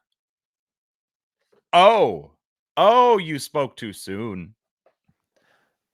Bro, not even the witching hour, the witching half hour. From 2:30 to 3 today, I thought all of my electronic devices were going to explode. I'm texting you. I'm in 9,000 group chats. The quad box is literally doing disco spins. The red zone on the other television is like blowing up. Oh boy, I was sweating. It was a great time. All right, Thursday night. This is a good one. Joe's favorite division. I might call off this week for the Golden Ticket Show to watch this game. Seattle, Arizona in the Big Toaster. Shout out to Chris Berman. Important game. Tough blow for the Cardinals today. They lost James Conner for the year. Yeah, Snapped an T's and ankle. P's. T's and P's to James Conner. Because that looked bad. He got carted off, and they've already said season ender. Yeah. I'm going to go Seahawks on the road. I'm going to take them. And I'm going to go 2.5. I think I could maybe go higher, but I'm going to go 2.5. So here's the thing. I thought the same thing. I said Seattle 1.5 because I was thinking they were dogs on the road against Mac Jones led Niners team. Why would they be favored even though at home against the Seahawks who won today by 1,000? But this is in the tic tac zone, but it's the other way. Cardinals by 1.5. Maybe it's the short week thing. So it's Vegas saying that Seattle is still power rated higher, but not as much as we think. Wow. I think maybe how much do you think? I didn't watch the Cardinals today and say, man, I'm inspired by them, and I think that they can be favored at home next week against Seattle. I certainly didn't get that vibe watching them today. I still like the Cardinals. They're a bit annoying. They're like infuriating at times. I don't look at today's game and like, oh, terrible loss, even though Mac Jones was the quarterback on the other team. Because I think the Niners are much better than I ever anticipated. And Kyle, it's a testament to their coaching staff, and like they have high level players still. Yeah. But I am still shocked too that Arizona's favored. Do you think that these Thursday games, like because it's the short week, do you think that might have anything to do with how the line gets adjusted sometimes? Because I'm wondering that if sometimes like that it's like a weird power rating handicap because it's a Thursday night home game, obviously a home game, but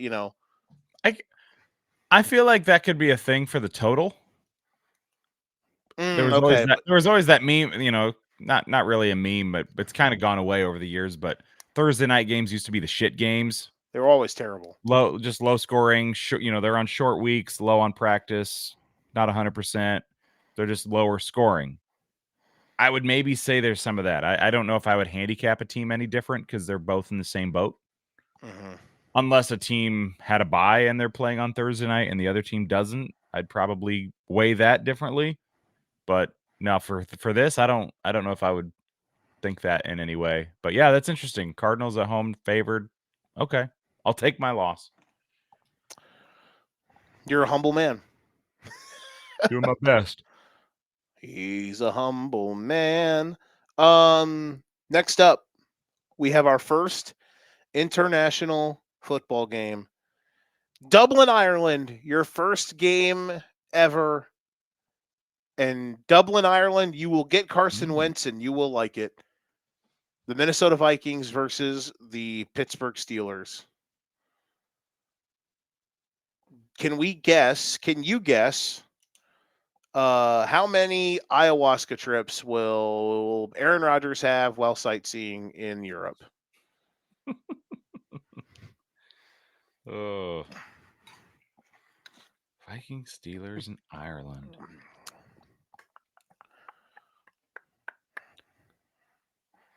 So let me think. Vikings are 2-1, right? Do you have? Correct. As are the Steelers. Also correct. Shout out to the Patriots and 5 turnovers today against Pittsburgh. Woof. And shout out to the Vikings. 5 turnovers. Forced, yeah. Might have been 6. I'm gonna go Vikings here. And I'm gonna go 3.5. Whoa. They might know it's 2 points, and I'm 2.5 plus 1.5. Yeah, so I'm way more off. Are the Steelers favored? No, I had Steelers 2.5. Oh, okay. It's Vikings 1.5. So we were both on the opposite side. 2 plus. Okay. Have we ever both missed so bad in the opposite direction? But I was just a little bit closer, at least. Yeah. And I had the team right. I'll put that feather in my cap. Maybe that would have been a tiebreaker if we tied, but we were both on the wrong side. Like, at least you got the right team favored. Yeah. I guess I'm not shocked. I don't know. I just don't see.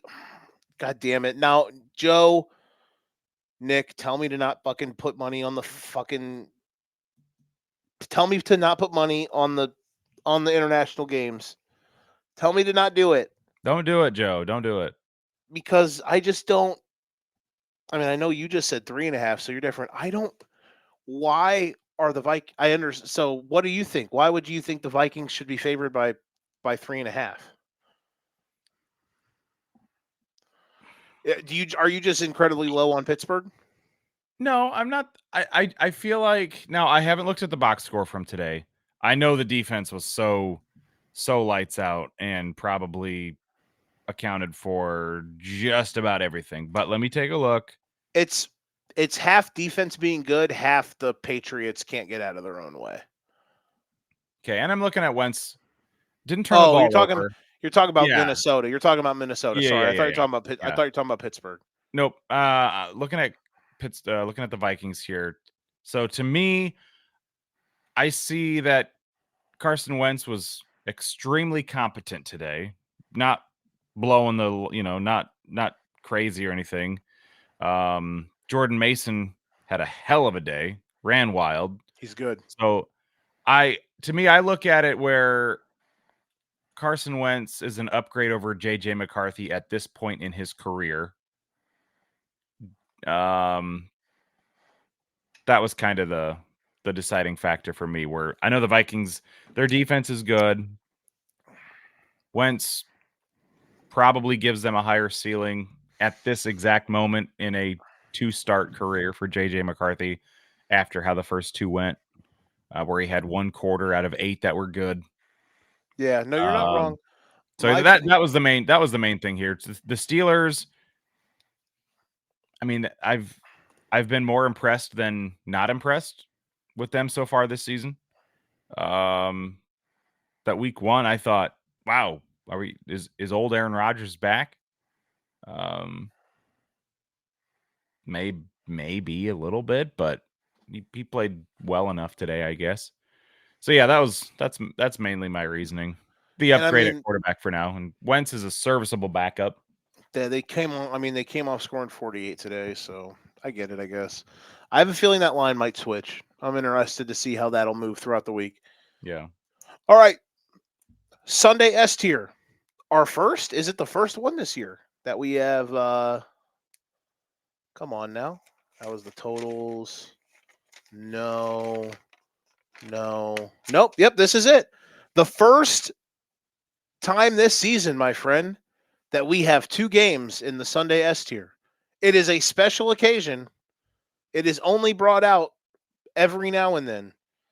But we have a Sunday S tier double dip, and it starts first with the Philadelphia Eagles going on the road to take on the Tampa Bay Buccaneers.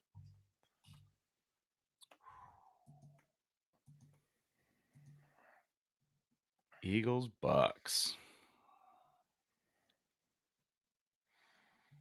Do I have enough faith in the Bucks to keep them a favorite at home? I don't know if I do. I wish the Rams could have just, won 26-7 today. That would have made this pick a lot easier. It would have, right? I'll go Eagles 1.5. Okay. It is. I had Eagles 3.5. 2.5 was my other guess. And it is Eagles 3. Okay, so I should have gone 2.5. Shoot. Okay. I can respect this line. Yeah. Right now. Sounds about right. However, I think I'm. Maybe this is a stay away. Maybe it's a stay away. Part of me wants to take Baker and the points at home. Part of me thinks maybe they're due for some regression. Plus, this might be a time. This might be the perfect game for their offensive line to get a little bit picked apart. We'll see. Next up. Wow. Okay. That's a line I wasn't expecting on a different game than the one I'm talking about now. Coming up next, other Sunday S tier, Baltimore, Kansas City.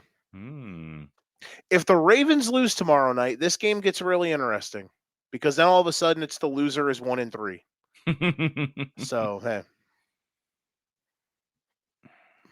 Baltimore versus Kansas City. In KC. In KC. Oh, shit. I'll be at the Cup race at Kansas Speedway while that's going on next week. How about you?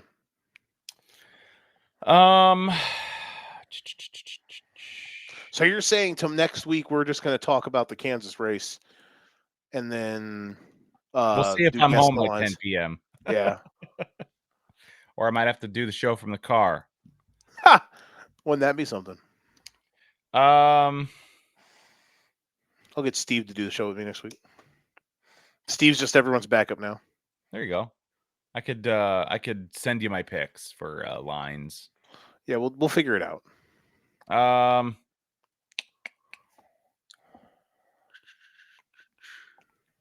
Or I guess we could do Monday night after the Dolphins Jets prime time. Bloodbath. Game of the year. Game of the year. The Tank Bowl. God damn, this is tough.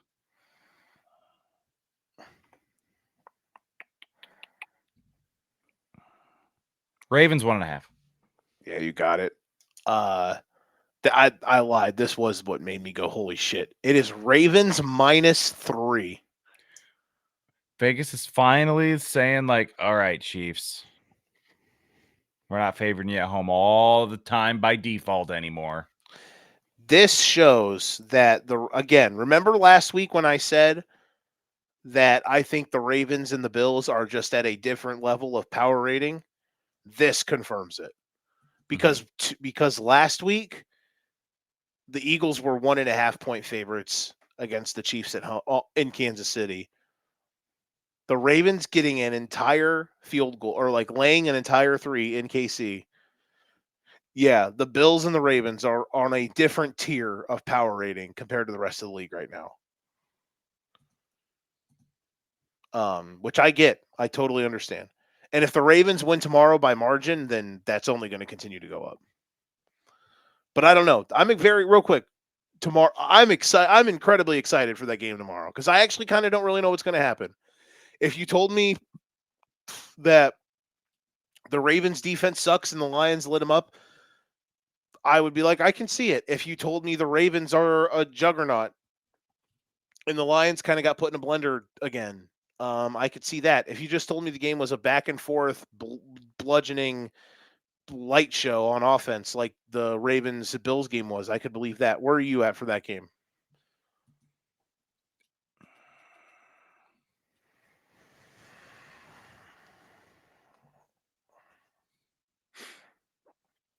Okay, repeat it again one more time. Just the game you were talking about. I was dazed staring at a tweet. Oh, sorry.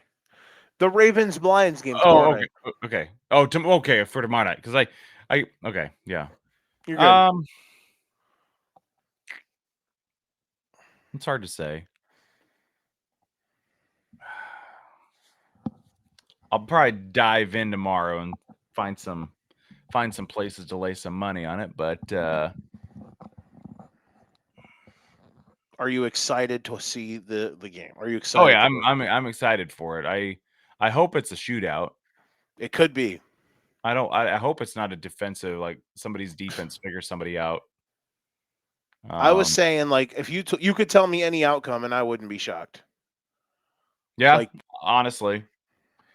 Yeah, either team winning a shootout or one team blowing out the other by a couple touchdowns. I could see that going either way either. because what if Baltimore's defense is just actually bad? Yeah. I would probably lean Ravens, I think so too.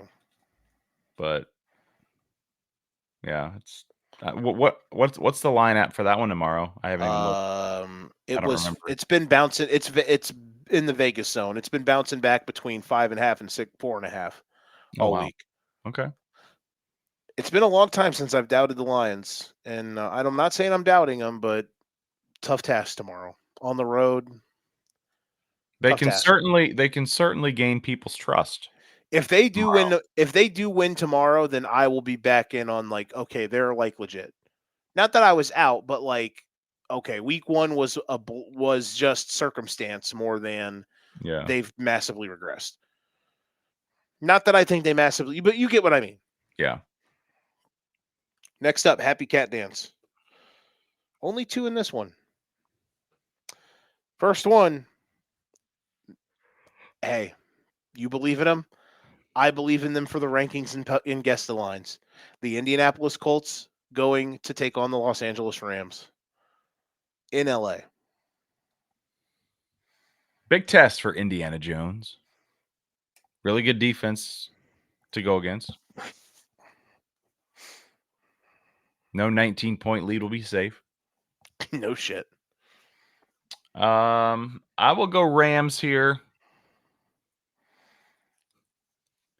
Should I actually take Rams to be plus 3.5 for the memes for those impacted today? just chalk one for the just take an L for the vibes for the LOLs and guess the lines. I saw somebody's ticket. It's insane. It was a $30,000 ticket Oh, to win $1.7 million on a parlay. buddy, I would. This And is why I don't you gamble. Then know what the leg was that lost it? I can imagine. Granted, one of the legs pushed. Chargers -3, so it wouldn't have been a full 1.7. That's so brutal. But if yeah, that would be shitty. Granted, if you're betting $30,000, I don't feel that bad for you. No, because you definitely have disposable income.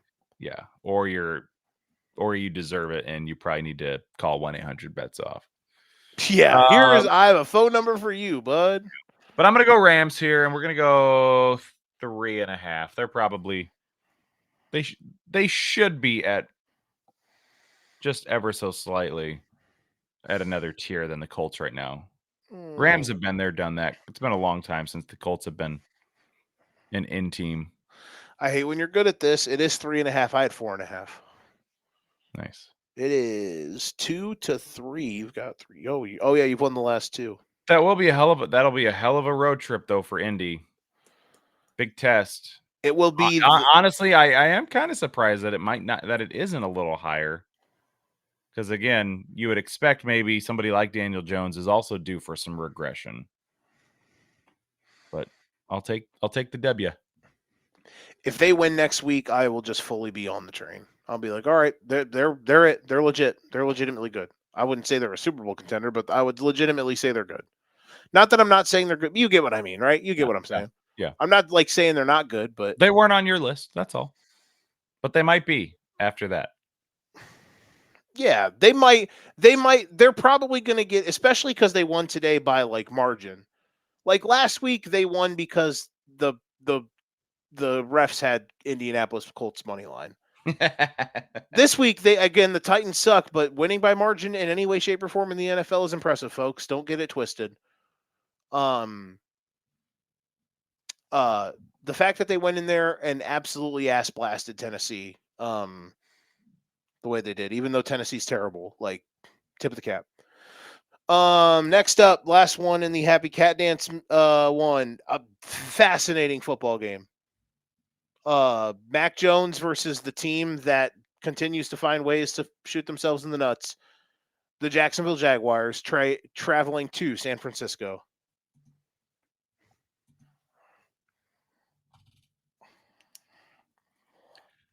That's interesting. That's the interesting thing to me. They keep shooting themselves in the nuts, but they are 2-1, and they've still found ways to shoot themselves in the nuts and still win.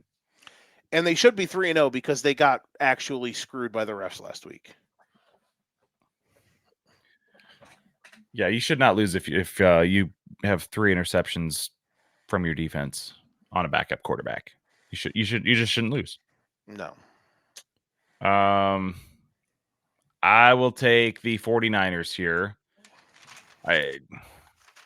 It's hard to trust any East Coast, West Coast team when they're traveling, just out of principle. And the Jaguars are not a team that I would trust yet out of principle for that. So we're going to take the 49ers, and I'm going to go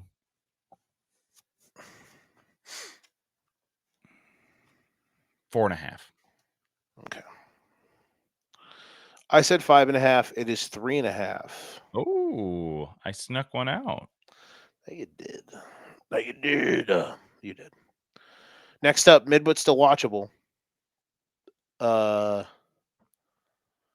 Washington versus Atlanta. Do I know why I have this game on the list? I don't. Up here, I mean, it could be fun. It Last year should was good. be if the Falcon if we didn't watch the Falcons today, this game would feel a little more important. Exactly. If the Falcons would have won today, it would have been it probably would have made Happy Cat Dance. This would be a classic. Oh, this might be a wild card showdown later in the year. Yeah, because the game last year in Washington on Sunday Night Football was awesome. Penix's first start, and today they were just so bad. My heart hurt. Washington, wow. Officially putting the Raiders on the no bet list by absolutely pantsing them, even with Marcus Mariota starting. Say no Jaden Daniels, no problems. Their run game was good. Doesn't matter who it is. So yeah, shout out to them. So Washington in Atlanta. I'm going to take Commanders on the road. And 2.5. I knew you were going to say that. You got it right. It's 2.5. I said 3.5. You're beating my ass again. I thought about going 3.5. But I thought, you know what? They're not going to want to put too much stock into today. Mm-hmm. Because that was just kind of that could be an outlier for both teams. Like you don't expect Marcus Mariota to do that, right? You're and just you're just more measured than I am. I guess I don't know. Next up, am I wrong for having this game in mid but still watchable? Maybe. Cleveland at Detroit. If this game comes down to a 20-13, I consider that a win for the Browns, even if it doesn't cover a spread, if it doesn't win any bets.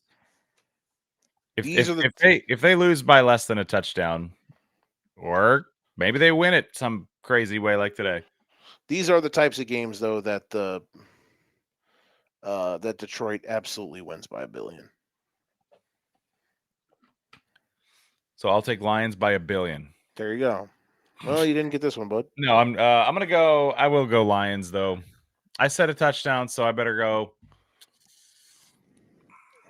I'll go 7.5.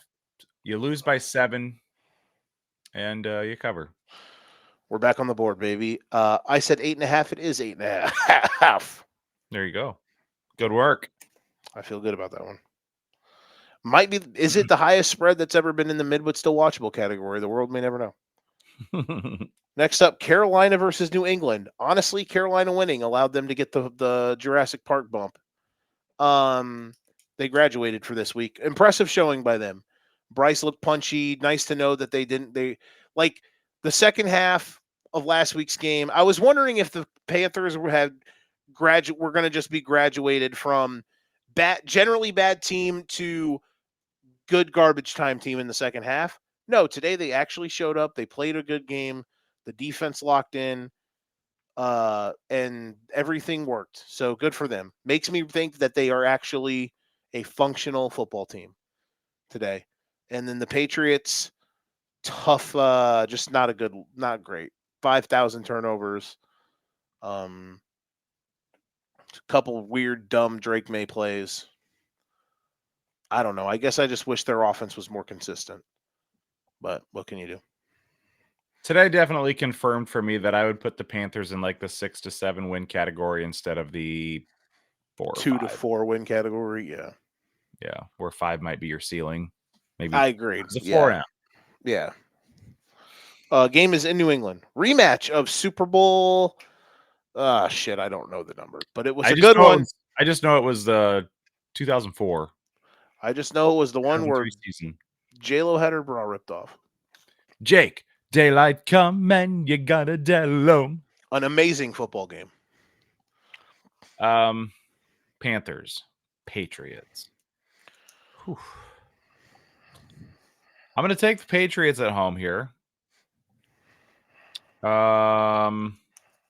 Patriots are what? Both teams are 1 and 2, right? Correct, sir. Yeah, we'll go Patriots here, and we'll just call it 2.5. Home cooking. Wow. No respect for the fighting Vrabels. This is one I thought Should I have given them more? A little bit. I said 5.5. It is 4.5. Okay, so I needed to give them 1 to at least tie. 4 to 2. We are tied. Don't call it a comeback. I've been here for years. I was the Rams. You were the Eagles. I lied. 5-4. 5-4. Who has 5? You. Whew. But hey. You're running them down. Usually it's the opposite way. I usually give you the head start. Yeah, usually I get the spreads right in the good games, and then in all the shitty games, you just mop up, and then I'm fucking like, what the fuck? Look at these turntables. Next up, mid but still watchable, Chicago on the road against the Raiders. Raiders are just kind of spiraling, I feel like. Getting very weird, very fast. Yeah. Unless you're Trey Tucker. Holy garbage time. A garbage time king, some would say. I'm going to go, we're taking the Bears on the road here. Not by much, though. We'll go 2.5 again. It is. I said 1.5 Vegas. It is 1.5 Vegas. Okay, all right.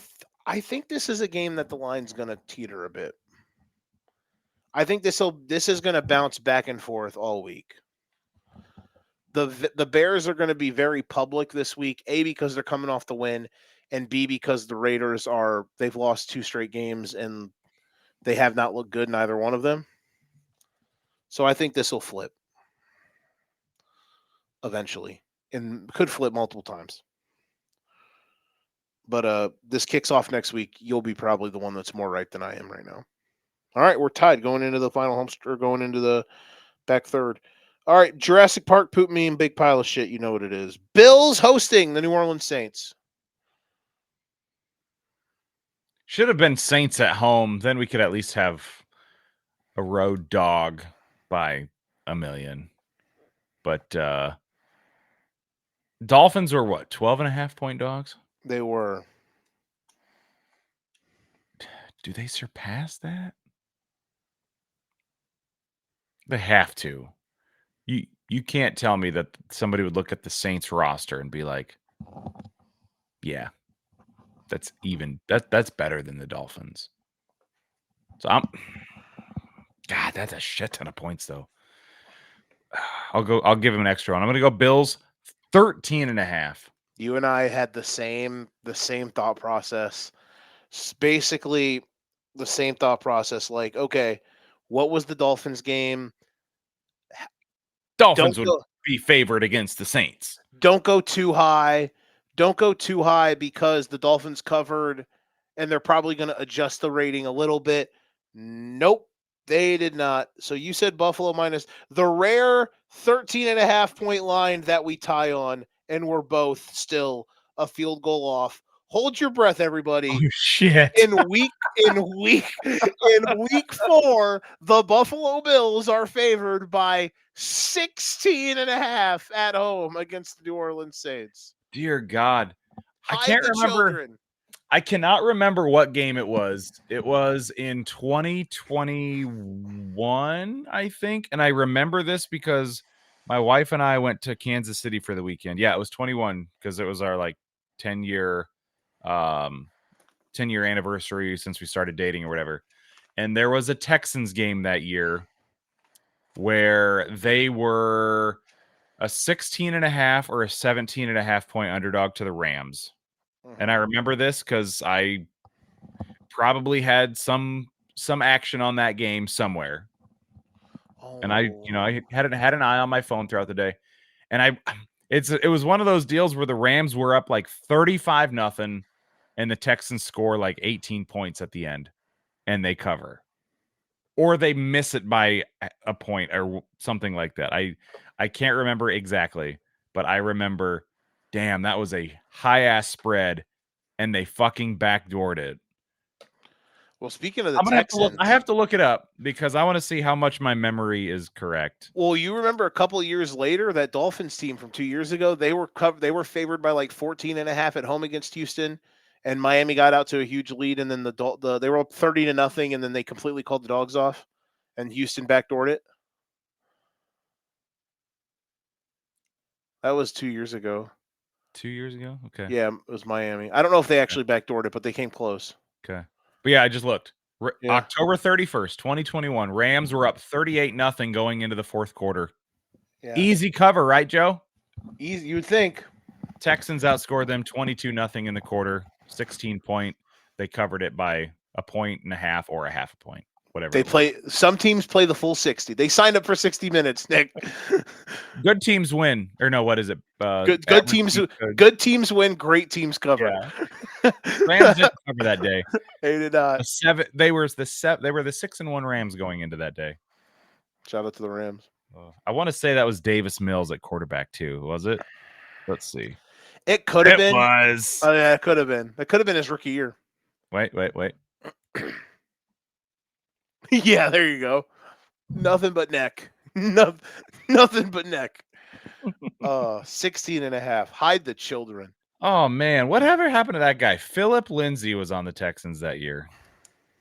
He was good when he was in Denver. Yeah. Hey, how about this for a 16-point tease? Damn. I'm going to bring the Bills down to 0.5, and I'm going to put the Lions from -8.5 to +7.5. Oh, you and your fucking teasers. Can I tell you? Hey, are you ready for this one? Hey. At -7,000 odds. No. The tease that I had this week was plus money, bro. No, I'm saying if you actually tease something down 16 points, I'd be like, okay, those odds are going to be like -800 for the two. Oh yeah, absolutely. No, here, are you ready for a hilarious teaser beat? This is why you don't do teasers, folks. Guess what your boy did? Your boy decided to tease 3 games this week. 7 Tell points. me which ones. Tell me 7 which ones. points. He teased the Texans to plus 8.5. Never a doubt. Yep. Texans lost, but they were never going to lose by 2 scores. He teased the Seahawks down from 7.5 to a half. All they had to do was win. You know what they did, Nick? They won in 2 minutes. You said time of death, 3:35 p.m. Eastern time or Central time. Take a wild guess who the third team in the teaser was. Just take a guess.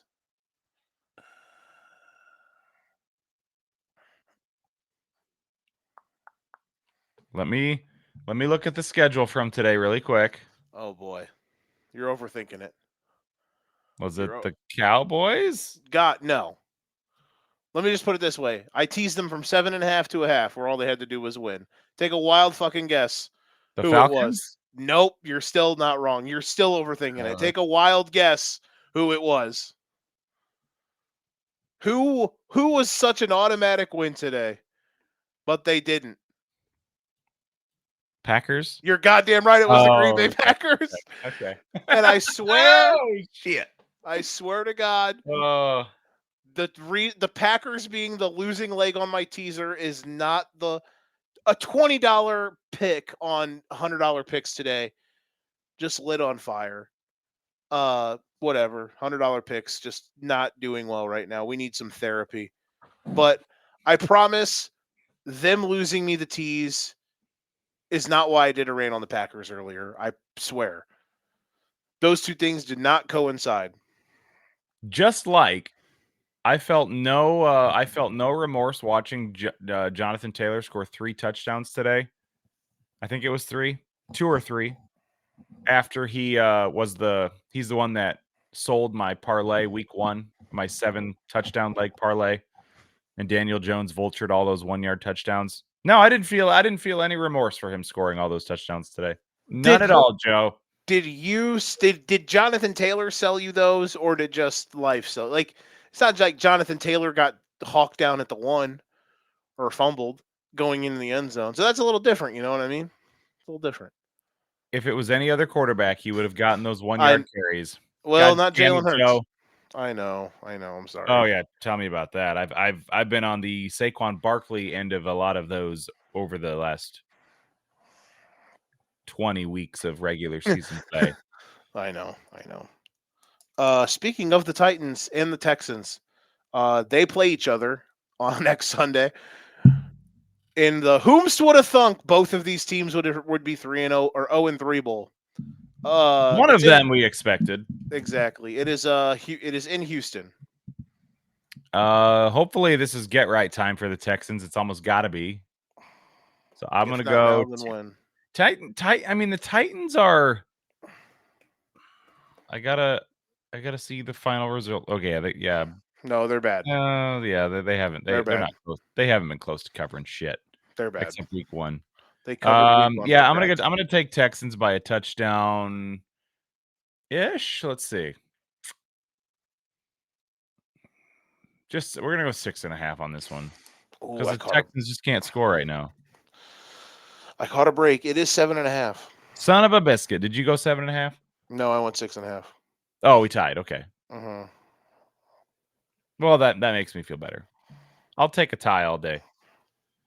I'll take 16 ties if we have to. Yeah. Speaking of, it would mean we were both right in a way. Speaking of, we are tied going into the final 3 games. Sunday night football game. Green Bay Packers on the road to take on the Dallas Cowboys.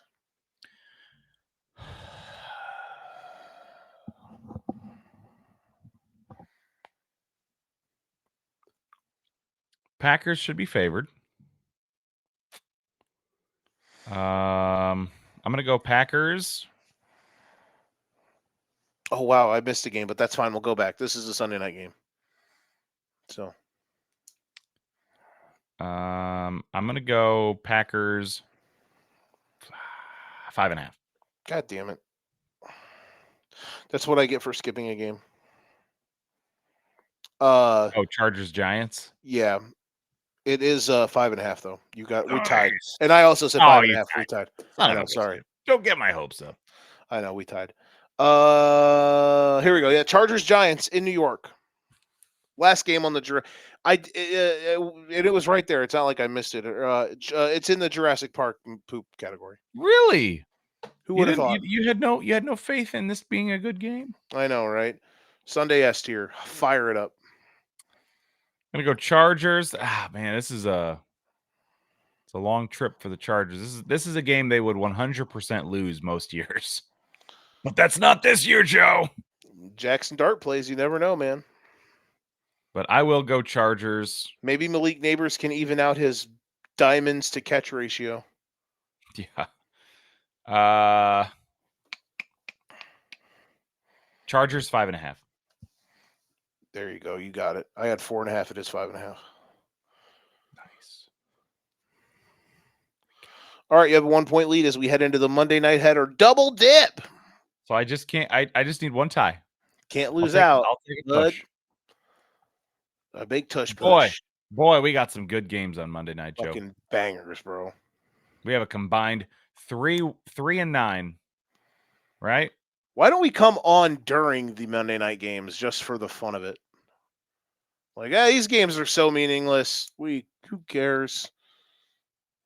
You know, I might be down for that. Jump on for the end of that Dolphins game, and then like the third and fourth quarter of Broncos Bengals, and sweat some bets. Could be. So I like to have action. I like to have something. Have you ever seen the movie Heat? No. Damn it. It's a great movie. All timer. Have you seen the movie Step Brothers? Yeah. Just kidding. Oh no. I'll have to come up with something for the show next week. It's a bank heist movie, and it's got Pacino and De Niro in it, and Val Kilmer, rest in peace. And there's a great line where I think Tom Sizemore, his name is, the actor. His actor says something about the juice, and he's like, "For me, the action is the juice." It's a great line. It's a great fucking movie. Nice. Pacino is all-time hopped up in that one. Speaking of Monday night and hopped up, Jets Dolphins in Miami.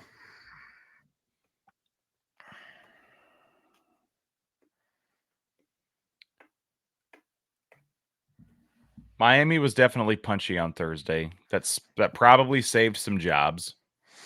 At least for a week. It's the Jets. They have to be favored at home. He said it's the Jets. They have to be. Right? They have to be. It is the Jets. I'm gonna go Miami 1.5. We tied. You said I said 1.5. Also, it's 2.5.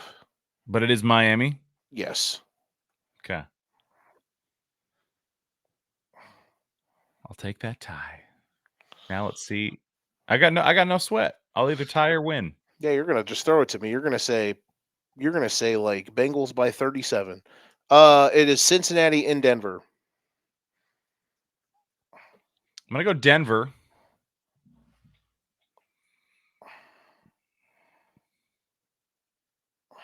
Six and a half. You got this one. I said 5.5. It is 7.5. Damn. All right, fun show. See you later. Good night, everyone. No, I'm just kidding. Fuck. You got me. You did so well there in the middle. Yeah, it's not about how you start or how you it's not about how you start or you rally. It's about how you finish still. And you are the Monday Night Football Guess the Lines King. Got it done. So, yeah, that Monday night slate is interesting. But we close the book. At least they're not completely back to back. At least they'll overlap, so there can be fewer hours spent watching football on Monday night. Oh my God! Last week I was like, I'm invested. I'll watch all 6 hours. Fuck it. This week it's only 4 hours. 5. What did I do? I did something during the second half of last week's game. I should have. I had something I did. Should not have played it. I was up here doing something. I don't remember what it was, but I tapped out from watching it. I had something that I was doing up here, and yeah, that second half of that game got bad. But it was fun to watch the first half because Herbert was slinging it and they were winning. And then I just heard everyone saying that the game sucked, and I was like, "What are you talking about? I didn't watch anything in the second half." Uh, all in all, fun day of football. Best Sunday of the year so far. Um, even though the Sunday night game was terrible. Um, well, yeah, I guess we'll just kind of play it by ear for next week. If we get out of there soon and quick enough, maybe I'll hop on Sunday night, but I would guess we probably won't get back till plenty late. But there could be a chance we're home by 10. We'll just have to see. Hey, listen, we'll be Yeah, fine. I'd be down for a Monday night show. Yeah, we'll be all right. 2 Monday night shows in 4 weeks. Hey, look at us. We'll be back. We'll be back either way. We will be here and ready to rock and roll. Make sure to check out all of our stuff. We have a lot of great stuff out there. It's been a fun start to the season. We are 3 weeks down. Monday night's game tomorrow should be fascinating. Do you have any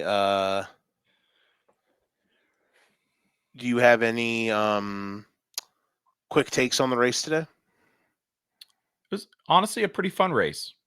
For Loudon, I didn't really expect much, but there was a decent amount of passing. It was not the worst next gen race in the world. Probably one of the better New Hampshire races that I can remember here in the last handful of years when the track wasn't wet. Because I was going to say, wasn't it last year? Yeah, there have been races where it's been wet and it got really interesting. But on a normal day, it was actually pretty good. I had a shot at a big win. Josh Berry spun early and came back through the field. Mm-hmm. He got all the way up to 6th. Green flag run, still climbing. I nuked him at 20 to 1. I made two $25 bets. Would have won $1,050 if he could have won that race. If that last caution didn't come out, I think he was on pace. He was going to have the freshest tires, and he was mowing them down 3 to 4 or 5/10 a lap. And he was like 5 seconds back. He had already cut 2 seconds off of that. I think it was going to continue. There was a caution. He stayed out. Everybody else took 2 tires. And he still almost was able to make the move on Blaney to win it. I cashed out one of them for $125. So I turned 50 into 125. So it wasn't all lost. But he had a hell of a shot to get me $1,000. And that would have been nice. Mm-hmm. But no, it was a good race overall. Blaney all weekend long was expected to be the class of the field just based on practice and qualifying. The 12 is honestly, I still think the 12 is the fastest car all season long. There have been a lot of races this year that he could have won. So you're still on the board. If he is the guy, if he's the last one standing, you'll be fine with it. Much more so than when he won 2 years ago, because this year he's actually got the legit speed almost everywhere to win. So I would not have a problem with a Ryan Blaney championship this year. Joey Logano, yes, he has no business being a champion this year. But you know what? He's still in it. He's still got as good a shot as anybody. And this is the closest track on the schedule probably to Phoenix.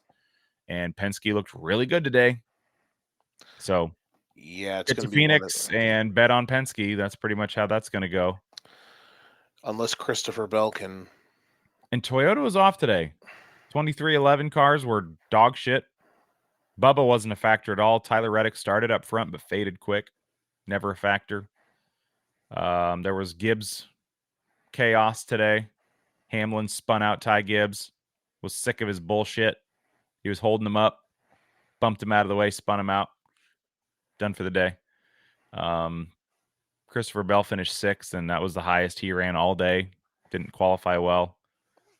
Just kind of a weird day for Gibbs. They're usually much better here. This has been Christopher Bell's playground over the years in his Xfinity and Cup career. Was not really a factor in the win today. Didn't he even win the race last year when it was a rain race? Pretty sure he did. Okay. But yeah, overall, I thought it it was an enjoyable day, and now we go to Kansas Speedway, where I will be next week. And I am in it's not necessarily a survivor pool, but for NASCAR, but you pick one driver and you can only use him once during the regular season, and then you can use the whole field again in the playoffs, but you can only use them once. So I've got 10 races, 10 drivers to pick. Planning on picking Denny Hamlin this week. I've still got him available. He should be really good at Kansas. He, Larson, Blaney, Bell are probably the four that would be the betting favorites if I had to guess, with maybe Byron also thrown in the mix. Would not be surprised if the winner comes from that pool. Was going to say, race. Looking forward to being there. The 2311 guys should be. Yeah, they should also be back in the mix this week. And Bubba's really good at Kansas. Yeah. Although I can't remember if it was last fall or this spring, he had an uncharacteristic bad day at Kansas. And I thought, that does not quite seem right. But we'll see. Ross Chastain won last year, so I would be okay with him grabbing another one there. Would get him to the round of 8. Yeah. I'm not expecting him to make the round of 8, and I won't be devastated or anything, because he's a top 12 guy this year, but not a top 8 guy. I'll be happy if he makes it, but I won't be upset if he doesn't. Hopefully he can run well this weekend, though. I hope you have fun. That should be a blast. Should be good. Me and a buddy are going. We got some cheapish tickets, some really good seats for cheap that it looked like they just wanted to get rid of them on Ticketmaster, so I scooped them up. Yeah, you've had these tickets for a while now, right? A few weeks. Bought them a few weeks ago. But not terribly long. Hey, man, you're going to have fun. It should be a good time. We will be back next week. Golden Ticket Show Thursday, weekend warm-up Friday, football lounge tomorrow, card subject to change, always rocking every week. They're going to probably come on and do some stuff on the wrestling weekend. Unfortunately, I was not able to go hang out with them yesterday to do some live stuff, but I hope they're doing well. Shout out to those guys, as always. Who else am I missing anybody? If I'm missing you, I'm so sorry. We have so much great content. Sometimes I even forget. College Juice. There are Wednesdays. So yeah, shout out to everybody. Nick, thank you as always, my friend. Good to be here. We'll talk next week. This has been the Educated Ignorance Podcast, For Frequency Sake Podcast Network. If you ain't got your game, you best pass the sticks. We will see y'all next week. Until then, bye.